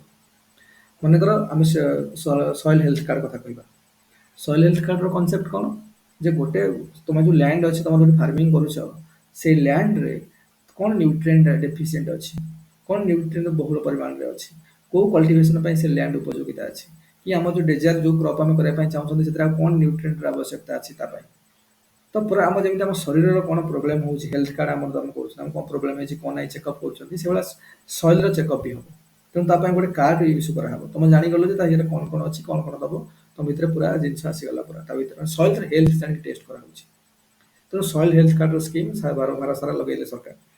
କିନ୍ତୁ ଯେଉଁ ଲୋକଙ୍କ ପାଇଁ, କାରଣ ଏଇଟା ନା ଯିଏ ଆମେ ମନେକର ୟୁପିଏସ୍ସି ବା ଷ୍ଟେଟ୍ PCS ପାଇଁ ପ୍ରିପେୟାର କରୁଛେ, ଆମେ ଏ ବିଷୟରେ ପଢ଼ୁଛେ, ତାର ସ୍କିମ୍ ବିଷୟରେ ଜାଣୁଛେ, ତାର କ'ଣ କ'ଣ ପଏଣ୍ଟ ଅଛି ତା ବିଷୟରେ ଜାଣୁଛେ, ଆମେ ବୁଝୁଛେ। କିନ୍ତୁ ଯିଏ କେବେ ଏ ଜିନିଷ ଯାହାର ପାଠ ସହିତ ଦୂର ସହିତ ସମ୍ପର୍କ ନାହିଁ, ଯିଏ ବି ଫିଲ୍ଡରେ କାମ କରୁଛି, ଚାଷବାସ କରୁଛି, ଫାର୍ମିଂ କରୁଛି, ସମସ୍ତେ ତ ଏଜୁକେଟେଡ୍ ନୁହଁ। ବହୁତ ମେନଲି 80%, 70-80% ଲୋକ ସେଠି ସେମି ଏଜୁକେଟେଡ୍ ବା ଅନଏଜୁକେଟେଡ୍, ତାଙ୍କ ତ ଏଇ ଜିନିଷ ସହିତ ସମ୍ପର୍କ ନାହିଁ। ତେଣୁ ତମେ ଖାଲି ଇମ୍ପ୍ଲିମେଣ୍ଟ କରିଦେଲେ କ'ଣ ହେବ? ସେ ଲୋକଙ୍କର ଷ୍ଟ୍ରକ୍ଚରାଲ ଆଡପ୍ଟେବିଲିଟି ତ ବଢ଼ିବା ଦରକାର। ଷ୍ଟ୍ରକ୍ଚରାଲ ଆଡପ୍ଟେବିଲିଟି କେମିତି ବଢ଼ିବ? ଯେତେବେଳେ ଲୋକଙ୍କର ଥଟ୍ ପ୍ରୋସେସରେ ଚେଞ୍ଜ ହେବ, ଲୋକଙ୍କର ଆଟିଚ୍ୟୁଡ଼ରେ ଚେଞ୍ଜ ହେବ, ଲୋକଙ୍କର ୱେ ଅଫ୍ ଥିଙ୍କିଂରେ ଚେଞ୍ଜ ହେବ। ଏଟା କେତେବେଳେ ଚେଞ୍ଜ ହେବ? Proper teaching extension teaching methods ମାଧ୍ୟମରେ ଆମେ ତାଙ୍କୁ ଏକ୍ସପୋଜର ଦେବା, ତାଙ୍କୁ ଶିଖେଇବା, ତାଙ୍କୁ ହେଲ୍ପ କରିବା ଜିନିଷକୁ ଜାଣିବାରେ, ତାହେଲେ ଚେଞ୍ଜ ହେବ। ଆଉ ଯଦି ଚେଞ୍ଜ ହେଲା, ଷ୍ଟ୍ରକ୍ଚରାଲ ଆଡପ୍ଟେବିଲିଟି ବଢ଼ିବ, ମାନେ ଇଣ୍ଟରେଷ୍ଟ ବଢ଼ିଲା, ତା ମାନେ ଇଣ୍ଟରେଷ୍ଟ ବଢ଼ିଲା ମାନେ ଷ୍ଟ୍ରକ୍ଚରାଲ ଆଡପ୍ଟେବିଲିଟି ବଢ଼ିଲା। ଜିନିଷକୁ ଷ୍ଟ୍ରକ୍ଚରାଲ ଲୋକମାନେ ଆଡପ୍ଟ କଲେ। ଆଚ୍ଛା ହଁ, ଲୋକ ଆଚ୍ଛା ଏମିତି ଅଛି କି, ଆଚ୍ଛା ଏଇଟା ଆମ ପାଇଁ ଏତେ ଭଲ ହେବ କି, ଆଚ୍ଛା ଆମେ ନିହାତି ଏ ବିଷୟରେ କାମ କରିବା ଦରକାର, ଆମେ ସଏଲ୍ ହେଲ୍ଥ କାର୍ଡ ଉପରେ କାମ କରିବା ଦରକାର, ଆଉ ସଏଲ୍ ହେଲ୍ଥ କାର୍ଡ ଆମେ ଯାଇକି ଟାଇମ୍ ଟୁ ଟାଇମ୍ ଅପଡେଟ୍ କରିବା ଦରକାର, ଆମ ସଏଲ୍ର ଟେଷ୍ଟିଂ କରିବା ଦରକାର। ବୁଝିହେଲା କି ନାହିଁ? ଏତେ ଏତେ ଜିନିଷ ତାଙ୍କ ମନକୁ ଆସିଲା, କାରଣ ସେମାନଙ୍କର ୱେ ଅଫ୍ ଥିଙ୍କିଂ ଚେଞ୍ଜ ହେଲା। ୱେ ଅଫ୍ ଥିଙ୍କିଂ ଚେଞ୍ଜ ହେଲା ମାନେ କ'ଣ? ଷ୍ଟ୍ରକ୍ଚରାଲ ଆଡପ୍ଟେବିଲିଟି ବଢ଼ିଲା, ଇଣ୍ଟରେଷ୍ଟ ଆସିଲା, ତା ମାନେ ଜିନିଷ ଦେଖିଲେ ଇଣ୍ଟରେଷ୍ଟ ଆସିଲା। ତମାନେ ଆମେ କ୍ଲାସ୍ 1.5 ଘଣ୍ଟା ହେଲା କଲେଣି, ତମାନେ ଶୁଣୁଛ କାହିଁକି? ଇଣ୍ଟରେଷ୍ଟ ଛାଡ଼ିକି ପଳାନ୍ତଣି, ତ କାହିଁକି ଶୁଣୁଛ? ବିକଜ ଇଣ୍ଟରେଷ୍ଟ ଆସୁଛି। ତାମାନେ ଷ୍ଟ୍ରକ୍ଚରାଲ ଆଡପ୍ଟେବିଲିଟି ବଢ଼ୁଛି ବର୍ତ୍ତମାନ। ଏଇ ଆଡପ୍ଟେବିଲିଟି ଖାଲି ପଢ଼େଇଦେଲେ କ'ଣ ହେବ? ତମେ ଆସିବ କ୍ଲାସ୍ରେ ସବୁ ଇମ୍ପ୍ଲିମେଣ୍ଟ କରିଦେଲେ, ଆଚ୍ଛା ମୋତେ ଆଜି ପଢ଼େଇବାର ଅଛି ଏକ୍ସଟେନ୍ସନ୍ ଏଜୁକେସନ୍, ମୁଁ ଆସିକି ଆର୍ଟ୍ସ ଗୁଡ଼ାକ ଗାଇଗଲି, କିନ୍ତୁ ତମମାନଙ୍କ କିଛି ପଶିଲାନି ମୁଣ୍ଡରେ, ତାମାନେ ଇଣ୍ଟରେଷ୍ଟ ଆସିଲାନି। ଇଣ୍ଟରେଷ୍ଟ ଆସୁନି ମାନେ କ'ଣ? ଥିଙ୍କିଂ ଚେଞ୍ଜ ହେଉନି। ତାମାନେ ଆଗରୁ ଯାହା ଥିଲା ବର୍ତ୍ତମାନ କିଛି ନୂଆ ଜିନିଷ ଆସୁନି ମାଇଣ୍ଡକୁ, ଚେଞ୍ଜ ହେଉନି। ଆଉ ଚେଞ୍ଜ ହେଉନି ମାନେ ଆଡପ୍ଟେବିଲିଟି ବଢ଼ୁନି। ଇଣ୍ଟରେଷ୍ଟ ଆସୁନି ମାନେ ଆଡପ୍ଟେବିଲିଟି ବଢ଼ୁନି, ଷ୍ଟ୍ରକ୍ଚରାଲ ଆଡପ୍ଟେବିଲିଟି ବଢ଼ୁନି। ତେଣୁ ପଢ଼େଇ କିଛି ଲାଭ ନାହିଁ। ସେମ୍ ଥିଙ୍ଗ କୌଣସି ସ୍କିମ୍କୁ ଲାଗୁ କରିଦେଲେ ଯଦି ଲୋକମାନଙ୍କ ଭିତରେ ତାର ଆୱାରନେସ୍ ନାହିଁ, ଲୋକମାନେ ସେ ଜିନିଷକୁ ବୁଝିନାହାନ୍ତି, କେମିତି ଇମ୍ପ୍ଲିମେଣ୍ଟ କରିବେ ଜାଣିନାହାନ୍ତି, ତା ଭିତରେ ଲୋକମାନଙ୍କର ଇଣ୍ଟରେଷ୍ଟ ଆସୁନି, ଲୋକଙ୍କର ଥିଙ୍କିଂ ଚେଞ୍ଜ ହେଉନି ସେଇ ଜିନିଷକୁ ନେଇକି, ତାମାନେ କିଛି ଷ୍ଟ୍ରକ୍ଚରାଲ ଆଡପ୍ଟେବିଲିଟି ଜିରୋ। ଆଉ ଷ୍ଟ୍ରକ୍ଚରାଲ ଆଡପ୍ଟେବିଲିଟି ନାହିଁ, ତାହେଲେ କ'ଣ ହେବ? ପ୍ରୋଗ୍ରାମ ଇମ୍ପ୍ଲିମେଣ୍ଟ କ'ଣ ହେବ? ଅନସକ୍ସେସଫୁଲ, ଫେଲୁଅର ହେବ ପ୍ରୋଗ୍ରାମ। ସେଇଥିପାଇଁ most of the government scheme failure କାହିଁକି ହେଇଯାଉଛି? Because of this reason. ଲୋକଙ୍କ ପାଖରେ ଆୱାର ନାହିଁ, ଯାହା ପାଇଁ ଆମେ ସବୁ କାମ କରୁଛେ ତାଙ୍କୁ କିଛି ଜଣା ନାହିଁ କ'ଣ ହେଉଛି କ'ଣ ନାହିଁ। ତେଣୁ ଷ୍ଟ୍ରକ୍ଚରାଲ ଆଡପ୍ଟେବିଲିଟି ଜିରୋ। ବୁଝିହେଉଛି? ତେଣୁ ଏଇସବୁ ଜିନିଷ ପ୍ରତି ଆମେ ସବୁ ପଢ଼ିବା। ତେଣୁ ଏଇଟା ଆମ ଚାପ୍ଟର ନମ୍ବର 3ରେ ପ୍ରୋଗ୍ରାମ ପ୍ଲାନିଂ, ଇମ୍ପ୍ଲିମେଣ୍ଟେସନ୍ ଆଉ ଇଭାଲୁଏସନ୍। ତେଣୁ ଆମକୁ ଇଭାଲୁଏସନ୍ କରିବା ଦରକାର। ଆମେ କେମିତି ଜାଣିବା ଯେ ଲୋକଙ୍କର ଷ୍ଟ୍ରକ୍ଚରାଲ ଆଡପ୍ଟେବିଲିଟି ବଢ଼ିଛି କି ନା? କାରଣ ତାତି ସମଥିଙ୍ଗ ଇଣ୍ଟାଞ୍ଜିବୁଲ ଇନ୍ ନେଚର।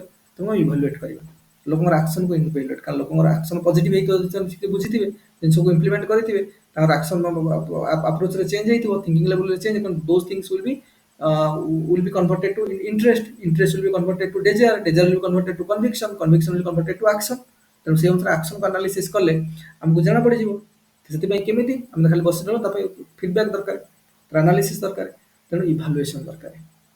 ତେଣୁ ସେଟା ଚାପ୍ଟର ନମ୍ବର 3ରେ ପଢ଼ିବା, programme planning, implementation, evaluation. 60 mark question ପ୍ରତିବର୍ଷ ପଡ଼ୁଛି ଏଇ ଚାପ୍ଟରରେ। ତାପରେ କମ୍ୟୁନିକେସନ୍ ସ୍କିଲ୍ ବି ଆମକୁ ଦରକାର, ବିଭିନ୍ନ ଟିଚିଂ ମେଥଡ୍ସ କଥା କହିଲେ ସେଗୁଡ଼ା ବି ଦରକାର। ଆଉ ସବୁ ଯଦି ହେଲା, ପ୍ରପର ଆକ୍ସନକୁ ଟ୍ରାନ୍ସଲେଟ୍ ହେଲା, ତ ପ୍ରପର ରେଜଲ୍ଟ ଆମକୁ ମିଳିଲା, ତାମାନେ ଡେଭଲପମେଣ୍ଟ ହେଲା। ଇଣ୍ଡିଭିଜୁଆଲ ଲେଭେଲରେ ଡେଭଲପମେଣ୍ଟ, ପର୍ସନର ଡେଭଲପମେଣ୍ଟ ହେଲା, ଇଣ୍ଡିଭିଜୁଆଲ ଲେଭେଲରେ ଡେଭଲପମେଣ୍ଟ ହେଲା। ଥରେ doctor APJ Abdul Kalam European କମିଶନରେ ଗୋଟେ ସ୍ପିଚ୍ ଦେଇଥିଲେ, ତମେ ୟୁଟ୍ୟୁବରେ ବି ଅଛି, ତମେ ଦେଖିପାରିବ। when there is righteousness in your heart, that is naitikta. When there is righteousness in your heart, there is beauty in your character. If there is beauty in your character, there is harmony in the home. And if and when there is harmony in the home, there is order in the nation. And when there is order in the nation, there is peace in the world. Doctor Kalam କହିଥିଲେ। ତ ସେଇ କେସରେ ଆମେ ଯଦି ଦେଖିବା ଯଦି ଗୋଟେ ଲୋକ ତାର ଥିଙ୍କିଂ ଲେଭେଲରେ ଚେଞ୍ଜ କରୁଛି, ତାର ଇଣ୍ଟରେଷ୍ଟ ଡେଭଲପ କରୁଛି, ତାର ଷ୍ଟ୍ରକ୍ଚରାଲ ଆଡପ୍ଟେବିଲିଟି ବଢୁଛି, ଇଣ୍ଡିଭିଜୁଆଲ ଲେଭେଲରେ ତାର ରାଇଟିୟସନେସ୍ ଆସିଲା, ନୈତିକତା ଆସିଗଲା ତାର, ଯୋଉ ଆଗରୁ ସେ ଯୋଉ ବେପରୁଆ ମନୋଭାବର ଥିଲା ବା ନେଗେଟିଭ ସେଣ୍ଟିମେଣ୍ଟ ରଖି ଚାଲିଥିଲା, ଖାମଖିଆଲି ମନୋଭାବର ଥିଲା, କୌଣସି ଜିନିଷକୁ ଆଡପ୍ଟ କରିବା ବା ଶିଖିବାର ଷ୍ଟେଟରେ ନଥିଲା, ଥିଙ୍କିଂ ଲେଭେଲରେ ନେଗେଟିଭ ଡିରେକ୍ସନରେ ତାର ଚାଲିଥିଲା, ତ now everything got aligned, righteousness came. And when there is righteousness in your heart, there is beauty in your character because those things will reflect in your character. A personality reflect ହବ। ସବୁ ଜିନିଷ ଶିଖିଛ ଦେଖ educated ଲୋକମାନଙ୍କର personality ଟିକେ ଅଲଗା ଟାଇପର ଆସୁଛି, ଯେ ପଢିନି ତାର ପର୍ସନାଲିଟି ଅଲଗା ଟାଇପର ଆସୁଛି। କ'ଣ ପାଇଁ? ପର୍ସନାଲିଟି ବି ଆମେ ପଢିବା ଯେତେବେଳେ ପେପର ୱାନ୍ ପଢିବା ହୋମ ସାଇନ୍ସ ପେପର ୱାନ୍, ଆମର ଗୋଟେ ଚାପ୍ଟର ଅଛି ପର୍ସନାଲିଟି ଡେଭଲପମେଣ୍ଟ ସେକ୍ସନ ବି ରେ, ଚାଇଲ୍ଡ ଡେଭଲପମେଣ୍ଟ ବା ହ୍ୟୁମାନ ଡେଭଲପମେଣ୍ଟ ସେକ୍ସନରେ। ତ ସେଥିରୁ ଆମେ ଦେଖିବା ପର୍ସନାଲିଟି ଭେରି କମ୍ପ୍ଲେକ୍ସ ଟର୍ମ, ଗୋଟେ ପ୍ୟାକେଜ, ଗୋଟେ ବହୁତ ଜିନିଷ, ବହୁତ ଟ୍ରେଡକୁ ନେଇକି, ଗୁଡ଼ାଏ ଟ୍ରେଡକୁ ନେଇକି। ମନେକର ମୁଁ କହିବି ତମର ପର୍ସନାଲିଟି ଭଲ, ତା ମାନେ କ'ଣ? ଗୋଟେ ଲୋକର ଫିଜିକ୍ ବି ଭଲ ହେଇଥିବ, ଲୋକର କମ୍ୟୁନିକେସନ ସ୍କିଲ୍ ବି ଭଲ ଅଛି, ଲୋକର ନଲେଜ ବି ଭଲ ଅଛି, ଆସେଟ୍ ଇଣ୍ଟେଲେକ୍ଚୁଆଲ ଆସେଟ୍ ବି ଭଲ ଅଛି, ୱେ ଅଫ୍ ଟକିଂ ଇଣ୍ଟରାକ୍ସନ ଲୋକମାନଙ୍କ ସହିତ ସବୁ ଭଲ ଅଛି, ଲୋକମାନଙ୍କୁ ହେଲ୍ପିଂ ନେଚର ଅଛି, କ'ଣ ସେ ଲୋକମାନଙ୍କର ଯୋଉ କ'ଣ ଯିଏ ଯୋଉ କହୁଛନ୍ତି ଲୋକମାନଙ୍କ ଦୁଃଖରେ ସୁଖରେ ସମ୍ଭାଗୀ ହବା।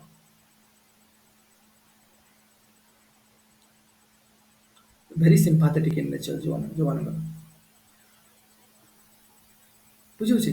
ତେଣୁ ଯେତେବେଳେ ତମେ ଏଇ ଜିନିଷକୁ ଫିଲ୍ କରିପାରିଲ, ଲୋକ କହିବେ ନା he is a very nice person.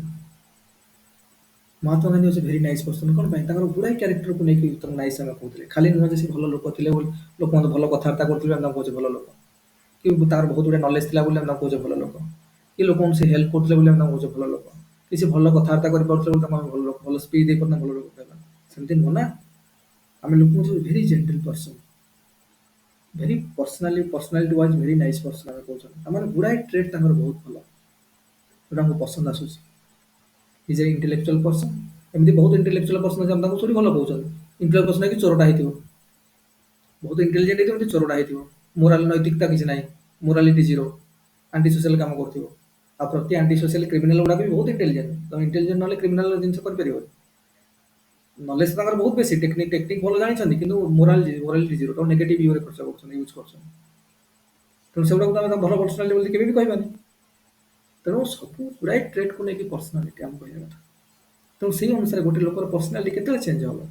ଯେତେବେଳେ ଏଇ ଜିନିଷ ହଉଛି ଏକ୍ସପୋଜର ହେଲା, ଜିନିଷ ଶିଖିବ ଜାଣିବ ତ ଏକ୍ସପୋଜର ହବ।